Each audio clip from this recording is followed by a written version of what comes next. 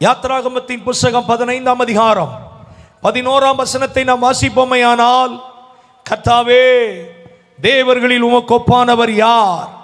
பரிசுத்தத்தில் மகத்துவம் உள்ளவரும் அற்புதங்களை செய்கிறவருமாகிய உமக்கு ஒப்பானவர் யார்? நீங்கள் நானும் ஆராதிக்கிற தேவனுக்கு ஒப்பானவர் எவரும் இல்லை. இயேசு கிறிஸ்து ஈடு இணையற்ற தெய்வம். இயேசு கிறிஸ்து அவருடைய பிறப்பில் ஒப்பு இல்லாதவர். இயேசு கிறிஸ்துவினுடைய பிறப்பு இந்த பூமியிலே மனிதனாய் பிறந்தாலும் நாம் எல்லாரும் மண்ணிலிருந்து வந்தவர்கள். இயேசு மாத்திரமே விண்ணிலிருந்து இறங்கி வந்தவர். அல்லேலூயா. பிறப்பிலே ஒப்பற்ற தெய்வம் இயேசு கிறிஸ்து. இயேசு கிறிஸ்துவினுடைய வாழ்க்கையும் ஒப்பற்ற ஒரு வாழ்க்கை. இந்த பூமியிலே 33 ஆண்டுகள் இயேசு வாழ்ந்தார். ஆனால் பாவம் இல்லாதவராய், என்னிடத்தில் பாவம் உண்டென்று உங்களில் யார் என்னை குற்றப்படுத்த கூடும் என்று சொல்லி சுற்றி நிற்கிறவளை பார்த்து கேள்வி கேட்டு பாவம் இல்லாத பரிசுத்தராய் இயேசு ஒப்பில்லாதவராய் வாழ்ந்தார். இயேசுவினுடைய வாழ்க்கை ஒப்பற்ற ஒரு வாழ்க்கை. இயேசுவினுடைய வாழ்க்கை மாத்திரமல்ல, அவருடைய பேச்சு, அவருடைய செய்திகள் எல்லாம் ஈடு இணையற்றவைகள். இயேசுவை சுற்றிலும் அநேக ஜனங்கள் இருந்தார்கள். விவசாயிகள் இருந்தார்கள், மருத்துவர்கள் இருந்தார்கள், அரசியல் தலைவர்கள் இருந்தார்கள், ராணுவ வீரர்கள் இருந்தார்கள், ராஜாக்கள் இருந்தார்கள், வழக்கறிஞர்கள் இருந்தார்கள், பணக்காரர்கள் இருந்தார்கள், ஏழை ஜனங்கள் இருந்தார்கள். ஆனால் இவரை போல ஒருவனும் ஒரு காலமும் பேசினதில்லை என்று சொல்லத்தக்கதாக இயேசுவினுடைய வார்த்தைகள், இயேசுவினுடைய செய்திகள் எல்லாம் ஜனங்களை மாற்றக்கூடிய ஈடு இணையற்றது. அல்லேலூயா. இயேசுவினுடைய வாழ்க்கையும் ஈடு இணையற்றது. இயேசுவின் மூலம் நடந்த செய்கைகளும் ஈடு இணையற்றது. இயேசுவின் மூலமாய் நடந்த எல்லா கிரியைகளும் எந்த மனிதனும் யாரும் செய்ய முடியாத விதத்தில் இயேசு இந்த பூமியிலே தேவனுடைய வல்லமை வெளிப்படுத்தினார். இயேசு கிறிஸ்து இயற்கையின் மேல் அதிகாரம் உடையவராயிருந்தார். இயற்கைகள் அவருடைய வார்த்தைக்கு கீழ்ப்பட்டிருந்தது. வானத்தையும் பூமியின் மேலையும் சகல அதிகாரமும் உடையவராய் இயேசு இந்த பூமியிலே செயல்பட்டார். அது மாத்திரமல்ல, வியாதியின் மேல் அவர் அதிகாரம் உடையவராய் இருந்தார். அவர் சொல்லும் பொழுது வியாதிகள் மறைந்தது, வியாதிகள் சுகமடைந்தது. இந்த ராத்திரி வேளையிலேயும் பரிசுத்த ஆவியானவர் அதே காரியத்தை உங்கள் வாழ்க்கையிலே செய்ய போகிறார். வியாதிகளை மறைய பண்ணுகிற கர்த்தர் அவர், வியாதிகளை நீக்குகிறவர், புதிய பலனை தருகிறவர். அல்லேலூயா, ஹல்லேலூயா. வியாதியின் மேல் அதிகாரம் உடையவர், பிசாசின் மேல் அதிகாரம் உடையவர், மரணத்தின் மேல் அதிகாரம் உடையவர். எந்த பிசாசும் அவரை எதிர்த்து நிற்க முடியாது. இயேசு என்று சொல்லும் பொழுதே அத்தனை பிசாசுகளும் நடுநடுங்கி அவன் இருந்த இடத்தை விட்டு வெளியே ஓடி போவான். ஏனால் பிசாசின் மேல் அவர் அதிகாரம் உடையவர், மரணத்தின் மேலேயும் அவர் அதிகாரம் உடையவர். இயேசுவை போல மரித்து உயிர் தெழுந்தவர் எவரும் இல்லை. இயேசு ஈடு இணையற்ற தெய்வம். ஆகவே தான் அவரை தைரியமாய் இயேசு என்று நாங்கள் அறைகூவலிட்டு இந்த இடத்துல சொல்லுவதற்கு ஒரு மன தைரியம் எங்கள் ஒவ்வொருவருக்கும் இருக்கிறது. என கருமையானவர்களே, இந்த ஆண்டவராய் இயேசு கிறிஸ்து அவர் ஒப்பில்லாதவர். ஆமென், அல்லேலூயா. அந்த தேவன் என்ன செய்ய போகிறார்? இந்த மாலை வேளையிலே உங்களோடு பகிர்ந்து கொள்ளும்படி ஆண்டவரின் இடத்துல போட்ட ஒரு முக்கியமான காரியம், நம்முடைய வாழ்க்கையில் அற்புதம் செய்கிறவர் மாத்திரமல்ல, நம்முடைய வாழ்க்கையில் அதிசயங்களை நடப்பிக்கிறவர் மாத்திரமல்ல, நம் மூலமாய் அவர் அற்புதங்களை அதிசயங்களை செய்கிற ஒரு மாபெரும் தேவனாய் இருக்கிறார். அப்போஸ்தலனாகிய பவுலினுடைய வாழ்க்கையில் இயேசு அற்புதங்களை செய்தார், அதிசயங்களை செய்தார். அது மாத்திரமல்ல, இதே அப்போஸ்தலனாகிய பவுலின் மூலம் அற்புதங்களை அவன் மூலம் செய்கிறவனாக கர்த்தர் அவரை மாற்றினார். என கருமையானவர்களே, இந்த மாலை வேளையிலே கர்த்தர் உங்களை அதிசயங்களாக அற்புதங்களாக உங்கள் வாழ்க்கையில் அவர் செய்கிறது மாத்திரமல்ல, நம்மையே அப்படி மாற்ற விரும்புகிறார். அப்போஸ்தலர் நடபடிகள் 27ஆம் அதிகாரம், அப்போஸ்தலர் நடபடிகள் 28ஆம் அதிகாரம், இந்த 2 அதிகாரங்களை நீங்கள் வாசித்து பார்த்தால், நீங்க பழைய கிறிஸ்தவர்கள் ஒவ்வொருவருக்கும் இந்த 2 அதிகாரங்கள் நன்றாக தெரியும். இதை பல காரியங்களை நாம் தியானித்திருக்கிறோம், பிரசங்கித்திருக்கிறோம், உபதேசித்திருக்கிறோம், கேள்விப்பட்டிருக்கிறோம். ஆகவே நமக்கு தெரிந்த பகுதி தான். நான் மேலோட்டமாக இதை உங்களிடத்தில் சற்று வேகமாய் சொல்லி முடிக்க விரும்புகிறேன். ஆண்டவர் நம்மோடு இடைபடுவாராக, ஆண்டவருடைய நாமம் மகிமைப்படுவதாக. அப்போஸ்தலனாகிய பவுலை கர்த்தர் தெரிந்து கொண்டார். பவுலை அவன் தேவனுக்கு விரோதமாய் செயல்பட்ட பொழுது, தேவனுடைய ஜனங்களை துன்புறுத்தி கொண்டிருந்த பொழுது, ஆண்டவர் அவனை சந்தித்து அவன் மேல் அன்பு கூர்ந்து, பவுலே, முள்ளில் உதைக்கிறது உனக்கு கடினமாம் என்று சொல்லி தேவனுக்கு விரோதமாக செயல்பட்ட, தேவனுடைய பிள்ளைகளுக்கு விரோதமாக எழும்பின இந்த சவுலை கர்த்தர் தமஸ்கு வீதியிலே சந்தித்தார் என்று நாம் வேதத்திலே வாசிக்கிறோம். என கருமையானவர்களே, இந்த சத்தத்தை கேட்டுக்கொண்டிருக்கிற அருமை தேவ பிள்ளைகளே, அருமை இந்த ஊர் மக்களே, இயேசு கிறிஸ்து யார் தெரியுமா? அவருக்கு விரோதமாய் எழும்புகிறவர்களையும் அவருக்கு விரோதமாய் செயல்படுகிறவர்களையும் அவர் நேசிக்கிற தேவன், அவர்களையும் மாற்றுகிற தேவன், அவர்களை ரட்சிக்கிற தேவன், அவர்களுக்கும் தம்முடைய அன்பை வெளிப்படுத்துகிற தேவன். அவர் அவரிடத்தில் வரும்பொழுது ஒருவனையும் அவர் புறம்பே தள்ளுவது இல்லை. அல்லேலூயா. தேவனுக்கு விரோதமாய் எழும்பின, தேவனுக்கு விரோதமாய் செயல்பட்ட சவுலை ஆண்டவர் நேசித்தார். அவனிடத்தில் வந்து பேசினார். இந்த சாயங்கால வேளையிலேயும் இந்த மாலை வேளையிலேயும் அதே தேவன் ஒருவேளை அவருக்கு விரோதமாய் நீங்கள் எழும்பி இருக்கலாம், அவருக்கு விரோதமாய் நீங்கள் பேசி இருக்கலாம். ஆனால் உங்களை நேசித்து இந்த சத்தம் உங்களுக்கு நேராய் வருகிறது. ஒரு அன்புள்ள தெய்வம் அவர், அன்புள்ள தெய்வம் அவர். சவுலே, நீ ஏன் துன்பப்படுத்துகிறாய் என்று அவனிடத்திலே பேசி அவனுக்குள்ள ஒரு புதிய மாற்றத்தை கொடுத்தார். இயேசு பேசினால் ஒரு மாற்றம் வரும், உங்கள் வாழ்க்கையில் ஒரு மாற்றம் வரும், உங்கள் சரீரத்தில் ஒரு மாற்றம் வரும். அப்படிப்பட்ட ஜீவனுள்ள தேவன் அவர். யாரும் மாற்ற முடியாத மாற்றங்களை அவர் மாத்திரமே தர முடியும். அல்லேலூயா, ஹல்லேலூயா. இப்படிப்பட்ட சவுலை கர்த்தர் சந்தித்து அவனை தேவ மனிதனாக மாற்றி, ஒரு முரடனாயிருந்த தேவனுக்கு விரோதமாய் எழும்பின அவனை கர்த்தர் சந்தித்து ஒரு தேவ பிள்ளையாய் மாற்றினார். அவன் மூலம் கர்த்தர் பலத்த கிரிகளை நடப்பித்தார். தேவன் ஜீவனுள்ள தேவன் என்பதை பவுல் மூலம் கர்த்தர் வெளிப்படுத்தினார். அவனை குறித்து தேவன் ஒரு திட்டம் வைத்திருந்தார். நீ கடைசி நாட்களிலே ராயனுக்கு முன்பதாக நிற்க வேண்டும் என்று சொல்லி அவனை குறித்து தேவன் ஒரு திட்டம் வைத்திருந்தார். எனக்கு அருமையானவர்களே, நீங்கள் நானும் ஆராதிக்கிற தேவன் யார்? நம்மை குறித்து வைத்திருக்கிற நோக்கங்களையும் திட்டங்களையும் அவர் நம்மிலே நிறைவேற்றி முடிக்கிறவர். அல்லேலூயா, அல்லேலூயா. எதுவும் நடந்துராதோ, எதுவும் முடிக்காம போயிருவேனோ, என் வாழ்க்கையின் மூலம் எந்த பிரயோஜனம் நடக்காதா? இல்ல இல்ல இல்ல. தேவன் நம்மை குறித்து அவர் என்ன காரியங்களை நிர்ணயித்து வைத்திருக்கிறாரோ, என்ன காரியங்களை திட்டமிட்டிருக்கிறாரோ, அது நிச்சயமாய் அவர் நிறைவேற்றி முடிப்பார். இறுதி காலங்களிலே ஆண்டவர் சொன்ன வார்த்தையின்படி ரோமாபுரிக்கு நேராய் பவுல் பிரயாணப்பட்டு கொண்டிருக்கும் பொழுது கப்பலிலே பிரயாணப்படுகிற ஒரு சூழ்நிலை. இந்த கப்பல் பிரயாணம் படும்போது பலவிதமான காற்றுகள் அந்த பிரயாணத்திற்கு எதிராய் வந்தது. அதை பேசினா ரொம்ப நேரம் ஆயிரும். அது நமக்கு வருஷல வேத வசனங்களை அப்போஸ்தலர் நடபடிகள் நீங்கள் வாசிக்கும் பொழுது 27ஆம் அதிகாரத்தில் அது தெளிவாய் சொல்லப்பட்டிருக்கிறது. பலவிதமான காற்றுகள். முதலாவது 4ஆம் வசனத்தில் எதிர்க்கும் காற்று.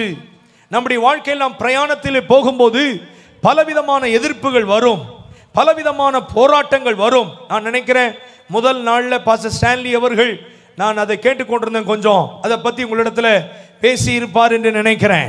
எனக்கு அருமையானவர்களே, நம்ம எதிர்க்கிற சூழ்நிலைகள், எதிர்க்கிற காற்றுகள், எதிர்ப்பின் தன்மைகள் நமக்கு விரோதமாய் வந்தாலும் நாம் நம்மை ரட்சித்த தேவன், நம்மை விடுதலையாக்கின தேவன் நம்மிலே எதிர்பார்க்கிற காரியம் என்ன?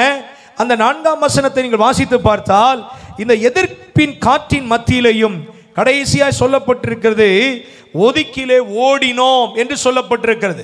எத்தனை சூழ்நிலைகள் நமக்கு விரோதமாய் வந்தாலும் நம்முடைய ஓட்டத்தை நாம் நிறுத்தக்கூடாது. ஆமீன் சொல்லுங்க. எல்லாம் எதிர்ப்பாயிடுச்சு பாஸ்டர், எல்லாம் எதிராயிடுச்சு, அதனால நான் ஓட மாட்டேன் அப்படி சொல்லிடக்கூடாது. எத்தனை எதிர்ப்புகள் வந்தாலும் அவங்க என்ன செஞ்சாங்களாம்? ஓடினார்கள், ஓடினார்கள். இந்த மாலை வேளையில தேங்கி கிடக்கிற நம்முடைய வாழ்க்கையை ஆண்டவர் ஓட வைக்கும்படி இறங்கி வந்திருக்கிறார். ஏதோ ஒரு சூழ்நிலையில் கண்டு, ஏதோ ஒரு நபரினுடைய பேச்சை கேட்டு உங்கள் ஓட்டத்தை நிறுத்திவிடக் கூடாது. நாம் தேவன் நம்மை அழைத்த நோக்கத்தை நம்மிலே நிறைவேற்ற தேவன் நமக்கு நியமித்திருக்கிற பாதையில நாம் ஓடி முடிக்க வேண்டும். கைகளை உயர்த்தி ஒரு அல்லேலூயா சொல்லுங்க பாப்போம். ஹல்லேலூயா, ஹல்லேலூயா. எதிர்ப்பின் மத்தியில் அவர்கள் ஓடினார்கள். 7ஆம் வசனத்தில் வாசித்து பார்த்தால் தடுக்கும் காற்று, தடுக்கும் காற்று நம்மை எதிர்த்து வரும்பொழுது ஓடிவிடலாம், ஆனால் சில வேளைகளில் நம்மை தடுத்து நிறுத்திவிடும். ஏதோ ஒரு காரியம் தடுத்து நிறுத்திவிட்டாலும் அந்த வசனத்தின் இறுதியிலே நீங்கள் வாசிப்பீர்களானால் தீவில் ஒதுக்கிலே ஓடினோம், தடுத்தாலும் ஓடினோம், எதிர்த்தாலும் ஓடினோம். இந்த ராத்திரி வேளையிலே கர்த்தர் உங்களிடத்தில் அதை தான் எதிர்பார்க்கிறார். தேவ பிள்ளையே, உன்னை பல விதங்களிலே தடுக்கலாம், பல விதங்களிலே எதிர்க்கலாம். தேவனுக்கு அடுத்த காரியங்களில் செயல்பட முடியாதபடி பலவிதமான தடுக்கல்கள் வரும், பலவிதமான எதிர்ப்புகள் வரும். ஆனால் நாம் ஓட்டத்தை என்ன செய்ய கூடாது? நிறுத்தவே கூடாது.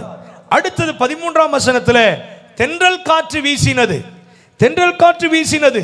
சில வேளைகளிலே சில ஆசீர்வாதங்கள், சில நன்மைகள், சில காரியங்கள் தேவனிடத்தில் கேட்டு பெற்றுக்கொண்டு அதில் நாம் பிரயோஜனம் அடைந்திருப்போம். அது தென்றல் காற்று போல நம்ம வாழ்க்கையில் இருக்கலாம். ஆனால் அந்த தென்றல் காற்று இருக்கிற ஆசீர்வாதங்கள், நன்மைகள், அது நம்முடைய ஓட்டத்தை தடுத்து விடக்கூடாது. இந்த வசனத்தின் கடைசி பகுதியை, கடைசி வார்த்தையை நீங்கள் வாசிப்பீர்களானால் ஓடினார்கள். ஆமென். கிரேத்தா தீவுக்கு ஓடினார்கள். சில தென்றல் காற்றுகள் சிலருடைய வாழ்க்கையை தடுத்து விடும். சில கம்ஃபர்ட் ஜோன், சில நன்மைகள், தேவனிடத்திலே ஆசீர்வாதங்களை கேட்டு பெற்றுக்கொண்ட நன்மைகள், ஒரு வேலை அல்லது ஏதோ ஒரு குடும்ப நிலை, ஏதோ ஒரு ஆசீர்வாதம், சில நன்மைகள் தென்றல் காற்று போல நல்லா இருக்குதே என் வாழ்க்கை, இனிமே ஆண்டவர் வேணான்னு சொல்லி நம்ம வாழ்க்கையை தடுத்து நிறுத்த முடியும். இப்படிப்பட்ட சூழ்நிலையிலேயும் நாம் ஓடுவதை, கர்த்தருக்கு நேராய் தேவன் நமக்கு நியமித்த பாதையில் ஓடுவதை நாம் நிறுத்திவிடக் கூடாது. ஆமென். அல்லேலூயா. கர்த்தருடைய நாமத்திற்கு மகிமை உண்டாவதாக. அடுத்தது 14ஆம் வசனம். இந்த தென்றல் காற்றிலே ஓடும் பொழுது யூரோக்கிலியோன் என்னும் கடும் காற்று வந்தாலும் அதிலேயும் ஓடக்கூடிய பலனை கர்த்தர் நமக்கு கொடுப்பார். அல்லேலூயா. கடும் காற்று, யூரோக்கிலியோன் என்னும் காற்று, இதற்கு பெயர் கொடுக்கப்பட்டிருக்கிறது. ஆனால் இந்த கடும் காற்றின் மத்தியிலேயும் 16ஆம் வசனத்திலே ஒரு சின்ன தீவின் ஒதுக்கிலே ஓடுகையில் என்று சொல்லப்பட்டிருக்கிறது. கர்த்தருடைய நாமத்திற்கு மகிமை உண்டாவதாக. இந்த கடும் காற்று வெகு வருத்தத்தோட செயல்பட வைத்தது. இந்த கடும் காற்று எல்லாவற்றையும் இழக்க வைத்தது. அதன் மத்தியிலேயும் இவர்கள் ஓடினார்கள். அடுத்து 18ஆம் வசனத்திலே பெரும் காற்று என்று சொல்லப்பட்டிருக்கிறது. என கருமையானவர்களே, பெரும் காற்று அடித்த பொழுது சரக்குகளை கடலில் எறிந்தார்களாம். இந்த பகுதியை நீங்கள் வாசித்திருப்பீர்கள், இதை பல முறை நீங்கள் கேட்டிருப்பீர்கள். எத்தனை காற்றுகள் நமக்கு விரோதமாய் வீசினாலும் நாம் அதன் மத்தியிலே ஓட்டத்தை நிறுத்திவிடாமல் தேவனுக்காக ஓடுகிற ஒரு புதிய பலனை கர்த்தர் ஒவ்வொரு நாளும் நமக்கு தந்தருளுவாராக. எத்தனை பேரை விரும்புறீங்க? எத்தனை பேரை வாஞ்சிக்கிறீங்க? உலகம் நம்மளை எதிர்க்கும், உலகம் நம்மளை பகைக்கும். ஆமென். நமக்கு விரோதமாய் பல கிரியைகள் நடக்கலாம். ஆனால் எந்த கிரியைகளுக்கும் பயப்படாமல், எந்த கிரியைகளுக்கும் சளைத்து போகாமல், தேவன் என்னை கொண்டு செய்ய நினைக்கிறவைகளை நிறைவேற்றி முடிக்கிற சர்வ வல்லமையுள்ள தேவன் என்னை அனுப்பின கர்த்தர், அவர் என்னுடனே கூட வருவார்.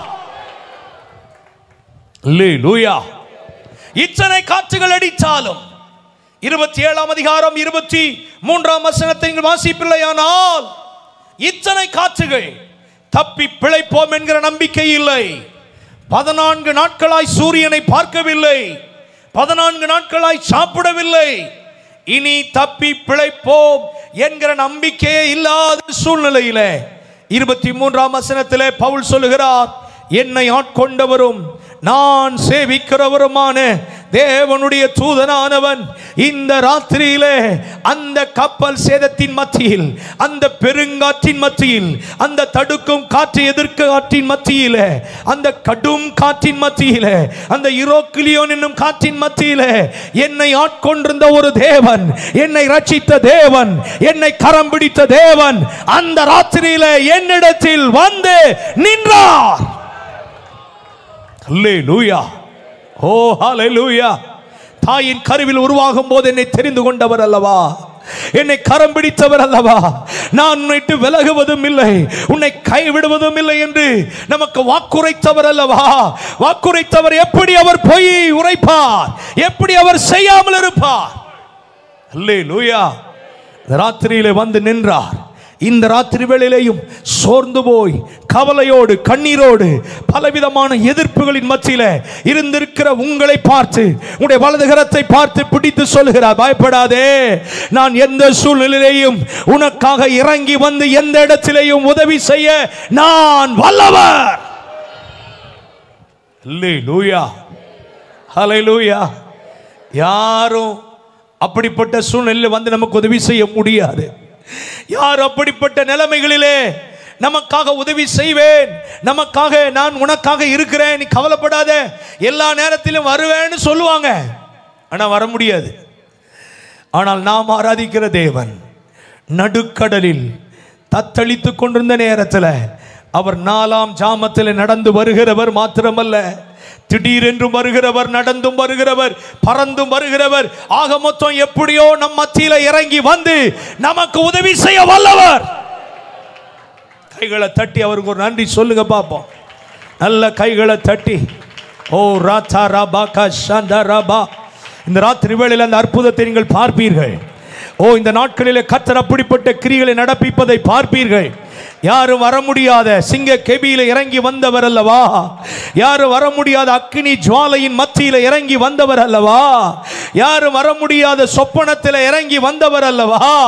அவர் உங்களுக்காக எனக்காக வராமல் இருப்பாரோ?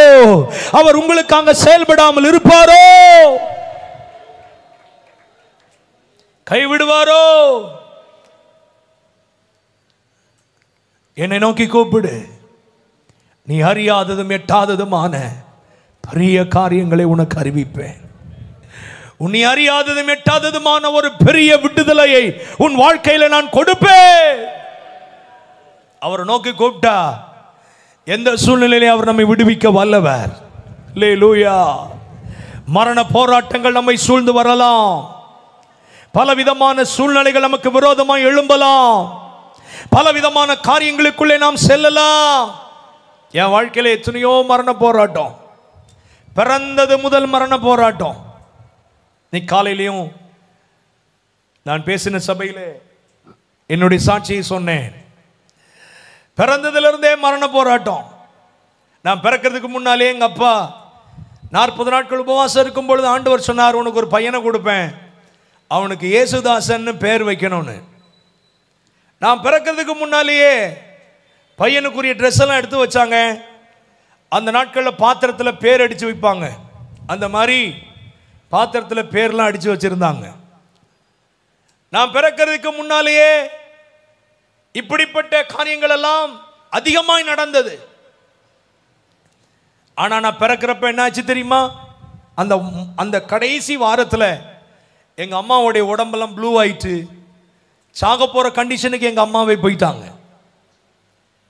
எங்கள் அம்மா, அவங்களுடைய மாமா ஒரு மருத்துவத்தில் வேலை செய்தவர். உடனே ஆஸ்பத்திரிக்கு தூக்கிட்டு போனா இந்த டாக்டர்லாம் திட்டுறாங்க, நீங்களாம் மனுஷனுங்களா, இவ்வளோ மோசமான நிலைமையில வச்சிருக்கிறாங்களே, இவங்களை காப்பாற்றுறது கஷ்டம், வயிற்றில் இருக்கிற பிள்ளை ஏற்கனவே செத்து போயிடுச்சு, அப்படிதான் சொன்னாங்க. வயிற்றில் இருக்கிற பிள்ளைக்கு மூமெண்டே கிடையாது, வயிற்றில் பிள்ளை ஏற்கனவே செத்து போயிருக்கு, இந்த அம்மாவை காப்பாற்றுறதே கஷ்டம். இது சொன்னது தாம்பரத்தில், சென்னையில் ஒரு டாக்டர். உடனே அவர் என்ன சொல்லிட்டார், நீங்க தூக்கிட்டு எக்மோருக்கு போயிருங்க, சில்ட்ரன்ஸ் ஹாஸ்பிட்டலுக்கு, நீங்க போற வழியில இந்த அம்மாவும் செத்துருவாங்க சில வேளையில அப்படின்னு சொல்றார். என்ன பண்றதுனே தெரியல. எங்க அப்பா மெட்ராஸ் உயர் நீதிமன்றத்தில், ஹைகோர்ட்ல நல்ல உத்தியோகத்தில் வேலை செய்து கொண்டிருந்தார்கள். உடனே எங்க அப்பா வந்தாரு. வந்துட்டு எப்படியாவது தான் மனைவியை காப்பாற்றணும்னு சொல்லி அவர் ஒரு டாக்ஸியை பிடிச்சி எங்க அம்மாவை கார்ல ஏற்றினாரு. இப்படி ஏற்றும் பொழுது யாருன்னே தெரியாது, அவரை முன்ன பின்னையும் பார்த்தது கிடையாது, ஒரு வாலிபன். அவன்கிட்ட உதவியும் கேட்கல. அவன் இந்த பக்கம் கதவிட்ட வந்து கதவை திறந்து உள்ள குனிஞ்சி சொல்றான், இந்த அம்மாவை இங்க ஒரு மாலினின்னு ஒரு டாக்டர் இருக்கிறாங்க, அங்க கூட்டிட்டு போனீங்கன்னா காப்பாத்திடுவாங்கன்னு. எங்க அப்பா எங்க அம்மாவை ஏத்திட்டு அந்த வாலிபன் அட்ரஸ் கேட்கலான்னு ஏத்திட்ட உடனே திரும்பி பார்க்கிறாரு, அந்த வாலிபனை காணோம். இப்பதானே நம்மள்ட்ட பேசினா, இப்பதானே நம்மள்ட்ட இந்த பேரை சொன்னா, எங்க அந்த வாலிபன்? இதுவரையிலும் காணோம். எங்க பார்த்தாலும் தேடுறாரு, அவனை காணோம். பக்கத்தில் இருக்கிற ஒரு ரிக்ஷாக்காரன்ட்ட கேட்டா, ஆமா சார், மாலினின்னு ஒரு டாக்டர் இங்க பூண்டி பிஜார்னு ஒரு இடம் இருக்குது, அங்க இருக்கிறாங்க. ஆனா அவங்க ஒரு மாசத்துக்கு முன்னாடியே காலி பண்ணி அமெரிக்காவுக்கு போயிட்டாங்க, வெளிநாட்டுக்கு போயிட்டாங்க, கிளினிக்லாம் மூடி இருக்குன்ட்டான். சரி, எதுக்கும் போய் பார்ப்போன்னு பார்த்தா அன்னைக்கு காலையில தான் அந்த டாக்டரும் அவங்களுடைய சொந்தக்காரங்க சில டாக்டர்ஸும் வந்திருந்தாங்க. அன்னைக்கு காலையில தான் வந்திருக்கிறாங்க வெளிநாட்டில் இருந்து. உடனே எங்கள் அப்பா போய் தூக்கிட்டு போய் காமிச்ச உடனே, என்ன சார் இந்த சூழ்நிலை கொண்டு வந்துடுறீங்களேன்னு சொல்லி, சரி என்னுடைய ரிஸ்கில் நான் பார்க்குறேன், ஆனால் இவங்களை காப்பாற்றுறது கஷ்டம், பிள்ளை ஏற்கனவே செத்து போச்சு, அதை உயிரோடு கொண்டு வர முடியாது அப்படின்னு சொல்லி இந்த தாயாரையாவது காப்பாற்றி தரேன்னு சொல்லி எங்கள் அம்மாவை சேர்த்து பிள்ளையை எடுத்து போட்டுட்டு எங்கள் அம்மாவை காப்பாற்றுறதுலே முடிவாக இருந்தாங்க. கடைசியில் எங்கள் அம்மாவை காப்பாற்றிட்டாங்க. பிள்ளையை எடுத்து அடக்கம் பண்ணுறதுக்கு கொடுக்கணும். பிள்ளையை எடுத்தவங்க தலையில பிடிச்சி ஒரு அடி படிச்சிருக்கிறாங்க, பிள்ளை நெளிஞ்சிருக்கு. அப்போ தான் தெரியுது பிள்ளை உயிரோடு இருக்குன்னு. அது வரல அவங்களுக்கு தெரியல, அது வரலும் தெரியல. அதுக்கப்புறம் பிள்ளை உயிரோடு இருக்கு அப்படின்னு சொல்லி அதை அப்படி இப்படின்னு வச்சு காப்பாற்றிட்டாங்க. இல்லாட்டா அன்னைக்கே நம்மளை போட்டியில் வச்சு என்ன செஞ்சிருப்பாங்க. நல்லா கவனிங்க, நல்லா கவனிங்க. தேவன் அவர் சொன்னதை நிறைவேற்றுகிறவர். மருத்துவம் நம்மை கைவிடலாம், மனிதர்கள் நம்மை கைவிடலாம், எந்த இடத்திலேயும் நமக்காக இறங்கி வந்து நமக்கு உதவி செய்ய வல்லவர். அது மட்டுமா, அதுக்கப்புறமா எனக்கு பிரச்சனை தான். நிறைய சொன்னா சொல்லிக்கிட்டே போவேன்.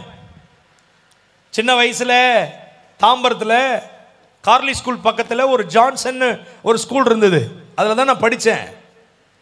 அப்போ எல்கேஜிக்கு முன்னாடி இந்த கிண்டர் கார்டன் ஏதோ சொல்லுவாங்கள்ல, அந்த கிளாஸில் படிக்கும்போது எங்கள் அப்பா அங்கே விட்டுட்டு ஆஃபீஸ் போயிடுவார். எங்கள் பெரியம்மா வீடு முதல் மாடியில். ஒரு பிச்சைக்காரன் வந்து பிச்சை கேட்டான், அம்மா எனக்கு ஏதாவது கொடுமான்னு. எங்கள் பெரியம்மா என்ன பண்ணாங்க, என் கையில் 10 பைசா, எனக்கு ஞாபகம் இருக்குது, 10 பைசா என் கையில் கொடுத்து அதை போய் கொடுத்துட்டு வந்துடுன்னு சொல்லிட்டு அவங்க போயிட்டாங்க முதல் மாடியில். நான் மாடியை விட்டு கீழே இறங்கி வந்து அவன்கிட்ட கொடுத்தேன் பாருங்க, என்னை தூக்கிட்டு போயிட்டான். அந்த சோதனையை பார்த்தீங்களா? அவன் எண்ணெயை தூக்கிட்டு போயிட்டான் வாயை மூடிட்டு. இதை தூரத்துலேருந்து ஒருத்தர் பார்த்துட்டு, என்னடா ஒரு பையன் வந்து காசு கொடுத்தான், இந்த பையன் அவனை தூக்கிட்டு போறான்னு சொல்லி அவரு ஓடியாந்து, ஏய் நீ யார், நீனு எதுக்காக தூக்கிட்டு போறேன்னு சொல்லி அவன்கிட்ட சண்டை போட்டு அவனை அடிச்சு பிள்ளை என்னை மீட்டு வந்து கொடுத்தாரு. எப்படி பார்த்தீங்களா? அதுக்கப்புறம் 2 முறை ஜாண்டிஸு, அதுக்கப்புறம் 2 முறை எனக்கு டைஃபாய்டு ஃபீவரு, பயங்கர வியாதி, சாகர கண்டிஷனுக்கு போயிட்டேன். 2 முறை மஞ்சக்காமால வியாதி, சாகர நிலைமைக்கு போயிட்டேன். கர்த்தர் எனக்கு ஜீவனை கொடுத்தா. சிக்கன் குனியாவினால் பாதிக்கப்பட்டேன், சாகர நிலைமைக்கு போயிட்டேன். கர்த்தர் எனக்கு ஜீவனை கொடுத்தார். 5 முறை மேஜர் ஆக்சிடென்ட், தப்பிக்கிறதுக்கு வாய்ப்பே கிடையாது. ஆனால் ஒவ்வொரு விபத்திலேயும் கர்த்தர் என்னை காப்பாற்றினார், எனக்கு ஜீவனை கொடுத்தார். 3 முறை தண்ணீர்ல முழுகிட்டேன். ஒரு முறை மெரினா பீச்சில் அடிச்சுட்டு உள்ளார போயிட்டேன். எனக்கு அப்ப சின்ன வயசு, திரும்பி வர்றதுக்கு வாய்ப்பே கிடையாது, இழுத்துட்டு போயிட்டு தண்ணி. ஆனா ஒரு கை என்னை தூக்கி வெளியே எறிந்தது. எப்படி தப்பிச்சேன் எனக்கு தெரியாது. ஒரு முறை ஆத்துல முழுகிட்டேன், அப்ப நீச்சல் தெரியாது, கர்த்தர் என்னை காப்பாற்றினார். 2020 எனக்கு கோவிட் பாசிட்டிவ், அதுல கர்த்தர் எனக்கு ஜீவனை கொடுத்தார். அதற்கு முன்பதாக ஒரு அப்பெண்டிக்ஸ் ஆபரேஷன், அது வெடிக்கிற சூழ்நிலை, அதுல கர்த்தர் எனக்கு ஜீவனை கொடுத்தார். 2021 எனக்கு ஒரு ஹார்ட் அட்டாக் வந்தது. 3 பிளாக்னு சொன்னாங்க, அதுல ஒரு பிளாக்ல ஸ்டெண்ட் வச்சிருக்காங்க. கர்த்தர் எனக்கு அதுலயும் ஜீவனை கொடுத்தார். இந்நாள் வரை கர்த்தர் அவர் சொன்னதை நிறைவேற்றுகிறவர். அதனால தான் நான் தைரியமா சொல்றேன், நம்முடைய வாழ்க்கை எந்த சூழ்நிலைக்குள்ளே போனாலும், நம்முடைய வாழ்க்கை எந்த நிலைமைக்குள்ளே போனாலும், நம்மை ஆட்கொண்டிருக்கிற தேவன், நாம் சேவிக்கிற தேவன் எந்த இடத்திலேயும் நமக்கா இறங்கி வந்து உதவி செய்ய வல்லவர். ஓ ஹalleluya, ஹalleluya. சத்தத்தை கேட்டுக்கொண்டிருக்கிற தேவ ஜனமே, நீ எந்த சூழ்நிலைக்குள்ளேயும் போய் கொண்டிருக்கலாம், ஆனால் நான் ஆராதிக்கிற தேவன், சேவிக்கிற தேவன் ஜீவனுள்ள தேவன், மரித்தேன் ஆனாலும் இதோ சதா காலங்களிலும் உயிரோடு இருக்கிறேன் என்று சொன்ன தேவன் நமக்காய் உங்களுக்காய் எந்த இடத்துல இறங்கி வருவார். அல்லேலூயா. பவுலினுடைய வாழ்க்கையில் இப்படிப்பட்ட சூழ்நிலைகள் மத்தியில அவர் இறங்கி வந்து, பவுலே பயப்படாதே, நீ ராயனுக்கு முன்பதாக நிற்பாய், நீ ராயனுக்கு முன்பதாக நிற்பாய். ஆமென். 28ஆம் அதிகாரத்தில் முதல் 11 வசனங்களை நீங்கள் வாசிப்பீர்களே, ஆனால் முதல் வசனத்திலே வாசிக்கிறோம், நாங்கள் தப்பி கரை சேர்ந்த பின்பு என்று சொல்லப்பட்டிருக்கிறது. என்ன கருமையானவர்களே, தப்பிக்க வாய்ப்பே இல்லை, பிழைக்க வாய்ப்பே இல்லை. ஆனால் கர்த்தர் நம்மோடு கூட இருப்பாரே, ஆனால் எந்த சூழ்நிலையும் நம்மை தப்பி கரை சேர்க்க அவர் வல்லமையுள்ள தேவன் அவர். அல்லேலூயா. இந்த நாட்களிலே தப்ப வேண்டும். இந்த தப்ப வேண்டும் என்கிற வார்த்தையை வைத்து பல மணி நேரம் பிரசங்கம் பண்ணலாம். தப்பிக்க வேண்டும். விரியன் பாம்பு குட்டிகளே, வரும் கோபத்திற்கு தப்பித்துக் கொள்ள வகைகோள் செய்தவன் யார்? வகை காட்டினவன் யார்? வருகிற ஒரு கோபம் ஒன்று உண்டு. ரட்சிக்கப்படாத தேவ ஜனங்கள், மெய் தெய்வத்தை அறிந்து கொள்ளாத ஜனங்கள், பாவத்திலே வாழ்ந்து கொண்டிருக்கிற ஜனங்கள் தப்பிக்க முடியாதபடி சில இக்கட்டான காலம் வந்து கொண்டிருக்கிறது. அந்த காலத்திலிருந்து தப்பிவிக்கத்தான் கர்த்தர் இப்படிப்பட்ட 4 நாட்கள் கூட்டத்தை இந்த பத்மநாபபுரம் வட்டாரத்திலே ஆண்டவர் செய்திருக்கிறார். அருமை தேவ ஊழியர்கள் மூலம் ஆண்டவர் இப்படிப்பட்ட காரியங்களை இந்த பகுதிகளிலே ஆண்டவர் செய்திருக்கிறார். ஏனென்றால் தப்பிக்க வேண்டும், தப்பிக்க வேண்டும். நம்மை தப்புவிக்கிறவர் அவர் ஒருவர்தான். அவருடைய நாமம் இயேசு கிறிஸ்து. அல்லேலூயா. அவர் நாமம் இயேசு கிறிஸ்து. பாவத்திலிருந்து விடுதலை பெற்றுக் கொள்ள வேண்டும். 21ஆம் அதிகாரம் லூக்காவிலே 36ஆம் வசனத்திலே, இனி சம்பவிக்க போகிற இவைகளுக்கெல்லாம் தப்ப வேண்டும். வருகிற காலம் மோசமான காலம். இந்த காலத்திற்கு தப்புவிக்க பாவத்திலிருந்து விடுதலை பெறுவது மாத்திரமல்ல, ரட்சிப்பு மிக அவசியம். ரட்சிப்பு மிக அவசியம். லோத்துவை பார்த்து ஆண்டவர் சொன்னார், நீ தீவிரமாய் அங்கே ஓடி தப்பித்துக்கொள். ஆதியாம் 19ஆம் அதிகாரம் 22ஆம் வசனத்தில், லோத்து தாமதித்துக் கொண்டிருந்த பொழுது, தயங்கி நின்று கொண்டிருந்த பொழுது, அவன் மேல் வைத்த இரக்கத்தினால் சர்வ வல்லமையுள்ள தேவன் அவன் கரத்தை பிடித்து அவனை தப்புவிக்கிறவராயிருந்தார். இந்த ராத்திரி வேளையிலேயும் இந்த சத்தத்தை கேட்டுக்கொண்டிருக்கிற அருமை ஜனமே, உங்களையும் கர்த்தர் கரங்கூப்பி அழைக்கிறார். உன் வாழ்க்கையிலே வரப்போகிற கோபாக்கினைக்கு தப்பித்துக் கொள்ளும்படி, வரப்போகிற அழிவுகளுக்கு உங்களை தப்பித்துக் கொள்ளும்படி, பாவத்திலிருந்து உங்களை விடுவிக்கும்படியாய் அந்த தேவன் நம்மளை தப்புவிக்க வல்லவர். பாவத்திலே சிக்கி விடாதீங்க, பாவத்திலே மடிந்து விடாதீர்கள். பாவ அறிக்கை செய்வது மாத்திரம் மனம் திரும்புதல் ஆகாது. பாவத்தை செய்துவிட்டு அவ்வப்போது பாவங்களை அறிக்கை செய்வது, பார்வோன் இப்படிதான். அவன் முதல்ல பாவம் செய்வான், ஜனங்களை விடமாட்டான், பிற்பாடு மன்னிப்பு கேட்பான், திரும்ப போய் அதே செய்வான், திரும்ப மன்னிப்பு கேட்பான், திரும்ப போய் அதே காரியத்தை செய்வான். இப்படி பாவங்களை அறிக்கை செய்வது மாத்திரம் மனம் திரும்புதலோ ரட்சிப்போ ஆகாது. பாவத்தை அறிக்கை செய்வது மாத்திரமல்ல, அவருக்கு இயேசு என்று பெயரிடுவாயாக. ஏனெனில் அவர் தமது ஜனங்களின் பாவங்களை நீக்கி அவர்களை ரட்சிப்பாராம். நான் எங்கு போனாலும் சொல்லுகிற இந்த வசனம் ஒன்று முக்கியமான வசனம். இயேசு கிறிஸ்து யார்? பாவங்களை மன்னிக்கிறவர் மாத்திரமல்ல, இயேசு பாவங்களை நம்மை விட்டு நீக்குகிறவர். ஆமென். அல்லேலூயா. 1 யோவான் 1ஆம் அதிகாரம் 7ஆம் வசனத்தில், குமாரனாகிய இயேசு கிறிஸ்துவின் இரத்தம் சகல பாவங்களையும் நீக்கி நம்மை சுத்திகரிக்கும். நீக்கப்பட்டிருக்குதா? நம்மை விட்டு பாவங்கள் நீங்கி இருக்குதா? ரட்சிக்கப்பட்ட தேவ ஜனமே, ஞானஸ்நானம் எடுத்திருக்கிறோம், அபிஷேகம் பெற்றிருக்கிறோம், தேவனுக்காக ஊழியம் செய்கிறோம், வேத வசனங்களை வாசிக்கிறோம். ஆனால் இன்னும் நீக்கப்படாத பாவங்கள் இருக்கிறதே. இன்னும் என்னை விட்டு நீங்க வேண்டிய பாவம் இருக்கிறதே. எபேசியருக்கு பவுல் எழுதும்போது, சகலவிதமான துர்குணம், சகலவிதமான மூர்க்கம், பொறாமை, எரிச்சல், தூஷணம், உங்களை விட்டு நீங்க கடவுது. அப்படிதானே சொல்றாரு. நீங்க இருக்கா, நீங்க இருக்கா. 1 யோவான் 1:9 நம்முடைய பாவங்களை நாம் அறிக்கையிட்டால் பாவங்களை நமக்கு மன்னித்தது மாத்திரமல்ல, எல்லா அநியாயத்தையும் நீக்கி நம்மை சுத்திகரிப்பதற்கு அவர் உண்மையும் நீதியும் உள்ளவர். இயேசு கிறிஸ்து மாத்திரமே நம்முடைய பாவங்களை சுத்திகரிக்க முடியும். இயேசு கிறிஸ்துவின் இரத்தம் மாத்திரமே நம்முடைய பாவங்களை நம்மை விட்டு நீக்க முடியும். வேறு எந்த ஒன்றினாலும் நம்முடைய பாவங்களுக்கு விமோசனம் இல்லை. இயேசு கிறிஸ்துவின் இரத்தம் மாத்திரமே பாவத்திற்கு விமோசனம். பாவம் நம்மை விட்டு நீங்கும்படி வல்லமையுள்ள இரத்தம், வல்லமையுள்ள அவருடைய இரத்தம் வல்லமை உள்ளது. அல்லேலூயா. பாவத்தை குறைத்துக் கொள்வது மனம் திரும்புதல் ஆகாது.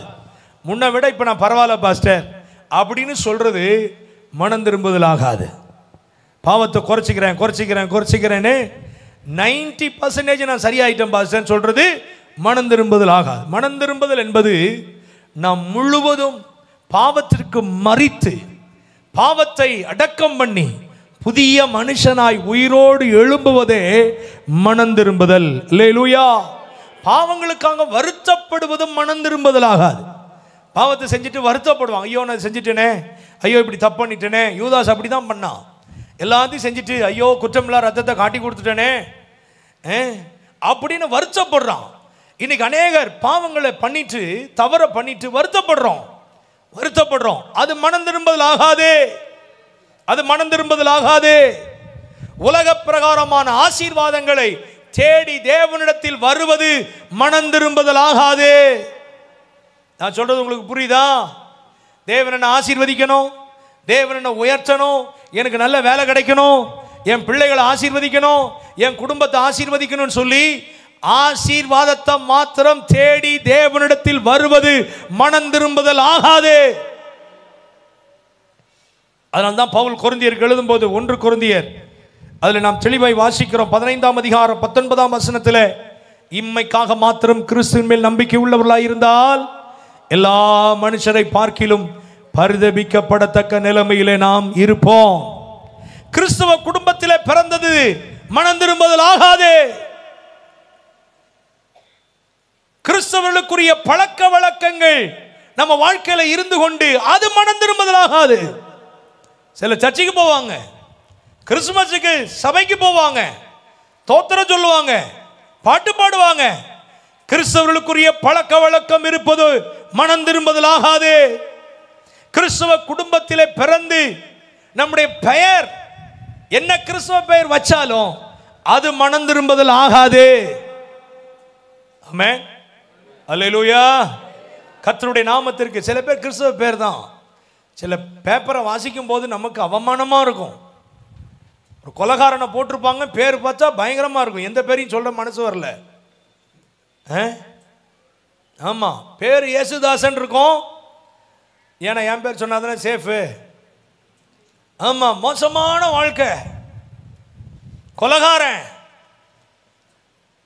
ஆந்திராவில் ஒரு ஊர் இருக்குது சிராலான்னு, அதை கேள்விப்பட்டிருக்கேன். ஒருத்தர் ஒரு ஊழியக்காரர் சொல்லி சிராலான்னு ஒரு ஊர் இருக்கு. அந்த ஊர்ல இருந்து நம்ம சென்னையை சேர்ந்த ஒருத்தர் ஒரு ஊழியக்காரர் ஒரு பெண்ணை திருமணம் பண்ணார். ஒரு நாள் அவர் மனைவியை கூப்பிட்டுட்டு அந்த ஆந்திரா வழியா, ஏன்னா அவங்க ஊர் பக்கத்தில் அங்கே தான் அது, அந்த அந்த ஊர் வழியாக அவர் போகும்போது, சிராலாவை சுற்றி போகும்போது ஒரு பெரிய கல்லறை. அந்த ஊர் எதுக்கு ஃபேமஸ் தெரியுமா? பெரிய பெரிய இந்தியாவிலே பெரிய திருடலாம் அந்த ஊர் தான். பெரிய பெரிய திருடன்கள். வீடெல்லாம் பார்த்தா மாளிகையா இருக்கும், பெரிய பெரிய வீடா இருக்கும்.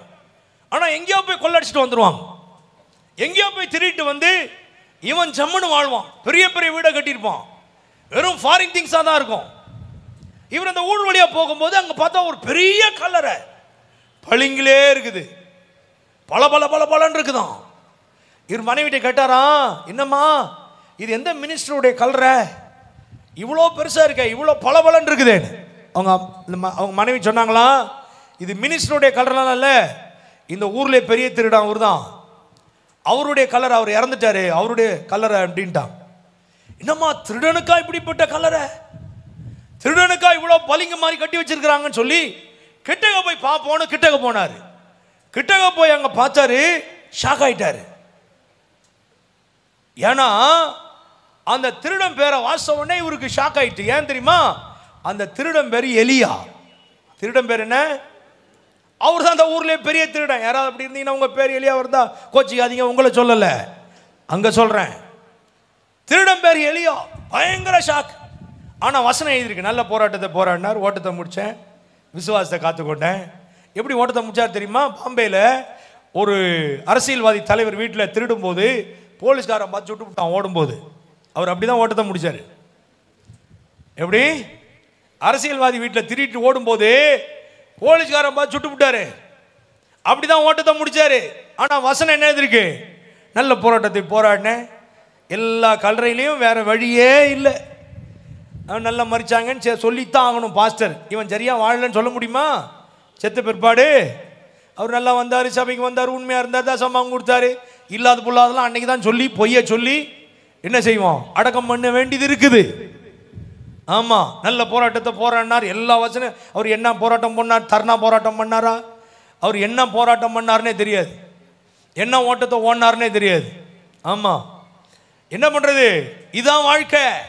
பெயர் கிறிஸ்தவ பெயர் இருப்பதினால, கிறிஸ்தவ பழக்க வழக்கங்கள் வாழ்க்கையில் இருப்பதினால அது மனம் திரும்புதல் ஆகாது.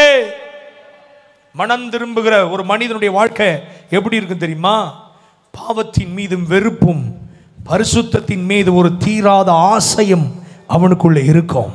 அல்லேலூயா. பாவத்தின் மீது ஒரு வெறுப்பு இருக்கும், பரிசுத்தத்தின் மேல் ஒரு ஆர்வம் இருக்கும். மனம் திரும்புகிற மனிதனுடைய வாழ்க்கை எப்படி தெரியுமா இருக்கும்? ஜெபம் பண்ணுவதிலேயும் வேதத்தை வாசிப்பதிலேயும் அவன் அதிக ஆசை உள்ளவனாயிருப்பான். தேவனை ஆராதிக்கிறதை அவன் விரும்புவான், தேவனை தேடுவதை அவன் இன்பமாக கருதுவான். எனக்கு அருமையானவர்களே, இப்படிப்பட்டதான் மனம் திரும்புதலின் வாழ்க்கை. மனம் திரும்புதலின் வாழ்க்கை உலக பிரகாரமான ஐக்கியத்தை விரும்பாமல் ஆவிக்குரிய ஐக்கியத்தை விரும்புகிற ஒரு வாழ்க்கை மனம் திரும்புதலின் வாழ்க்கை. அல்லேலூயா. மனம் திரும்புதலின் வாழ்க்கை எப்படிப்பட்ட வாழ்க்கை தெரியுமா? ரட்சிக்கப்படாத தேவனை அறியாத மக்கள் மேல் ஒரு ஆத்தும பாரம் அவனுக்குள்ளே இருக்கும். அவன் தான் உண்மையான மனம் திரும்புதல் உள்ளவன். இயேசுவுக்காக எதையும் இழக்க அவன் ஆயத்தமாய் இருப்பான். அவன் தான் உண்மையான மனம் திரும்புதலை உடையவன். உண்மையான மனம் திரும்புதல் உடையவன். இன்றைக்கு நான் மரித்தாலும் இயேசுவோடு இருப்பேன், நித்திய ராஜ்யத்தை சுதந்தரிப்பேன் என்கிற நம்பிக்கை ஒரு நிச்சயம் அவனுக்குள்ளே இருக்கும். அல்லேலூயா. தப்பிக்கிறதுக்கு ஒரே வழி இயேசுதான். தப்பி கரை சேர்க்கிறவர் அவர்தான். அல்லேலூயா. கர்த்தருடைய நாமத்திற்கு மகிமை உண்டாவதாக.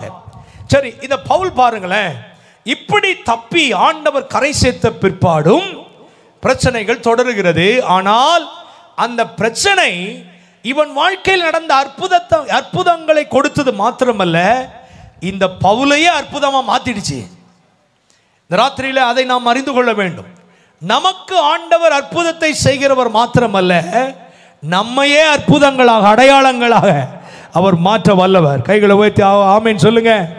அல்லேலூயா. எனக்காக யாவையும் செய்தவர் என்னை கொண்டும் எதையும் செய்வார். ஆமென். தேவரீர் தேவரீர் சகலமாம் செய்ய வல்லவர். நீர் நினைத்தது தடைபடாதையா, நீர் நினைத்தது தடைபடாதையா, நீர் நினைத்தது தடைபடாதையா, நீர் நினைத்தது தடைபடாதையா. சகலமும் அதின் காலத்தில் நேர்த்தியாய் செய்து முடிப்பே. சகலமும் அதின் காலத்தில் நேர்த்தியாய் செய்து முடிப்பே. நீ நினைத்தது தடைபடாதையா, நீ நினைத்தது தடைபடாதையா, நீ நினைத்தது நீர் நினைத்தது தடைபடாதையா. இருளை வெளிச்சமாக்குவி, என் விளக்கை ஏற்றிடச் செய்வே. இருளை வெளிச்சமாக்குவி, என் விளக்கை ஏற்றிடச் செய்வே. நீ நீர் நினைத்தது தடைபடாதையா, நீர் நினைத்தது தடைபடாதையா, நீர் நினைத்தது தடைபடாதையா, நீர் நினைத்தது தடைபடாதையா.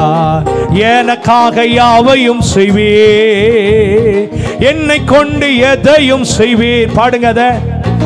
எனக்காக யாவையும் செய்வீர், என்னை கொண்டு எதையும் செய்வீர். திரும்ப சொல்லுங்க.